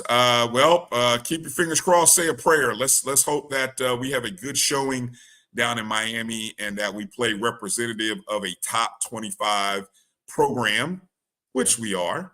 24. Exactly. So that's what we can expect, and that's what we will expect. So safe travels to Rattler Nation traveling down to South Florida, and for everybody else, you guys be well. Good luck to our volleyball team. Get to the Lawson Center and go support the ladies. We got a great team this year, and they need your support. So for Marcus Green, who couldn't be here with us tonight, and Kelvin Rozier, I'm Bryan Fulford. Thank you for watching the ONG Strike Zone right here on the Black College Sports Network. Fang Exchange, go make sure to support FAMU's first NIL collective, fangexchange.com, and get you one of those nice hats. Copy one of them nice hats like what Kelvin has on. And that's how you can support our student athletes and our programs. So thanks up, everybody. Rattlers, make sure to strike, and strike again. Peace out.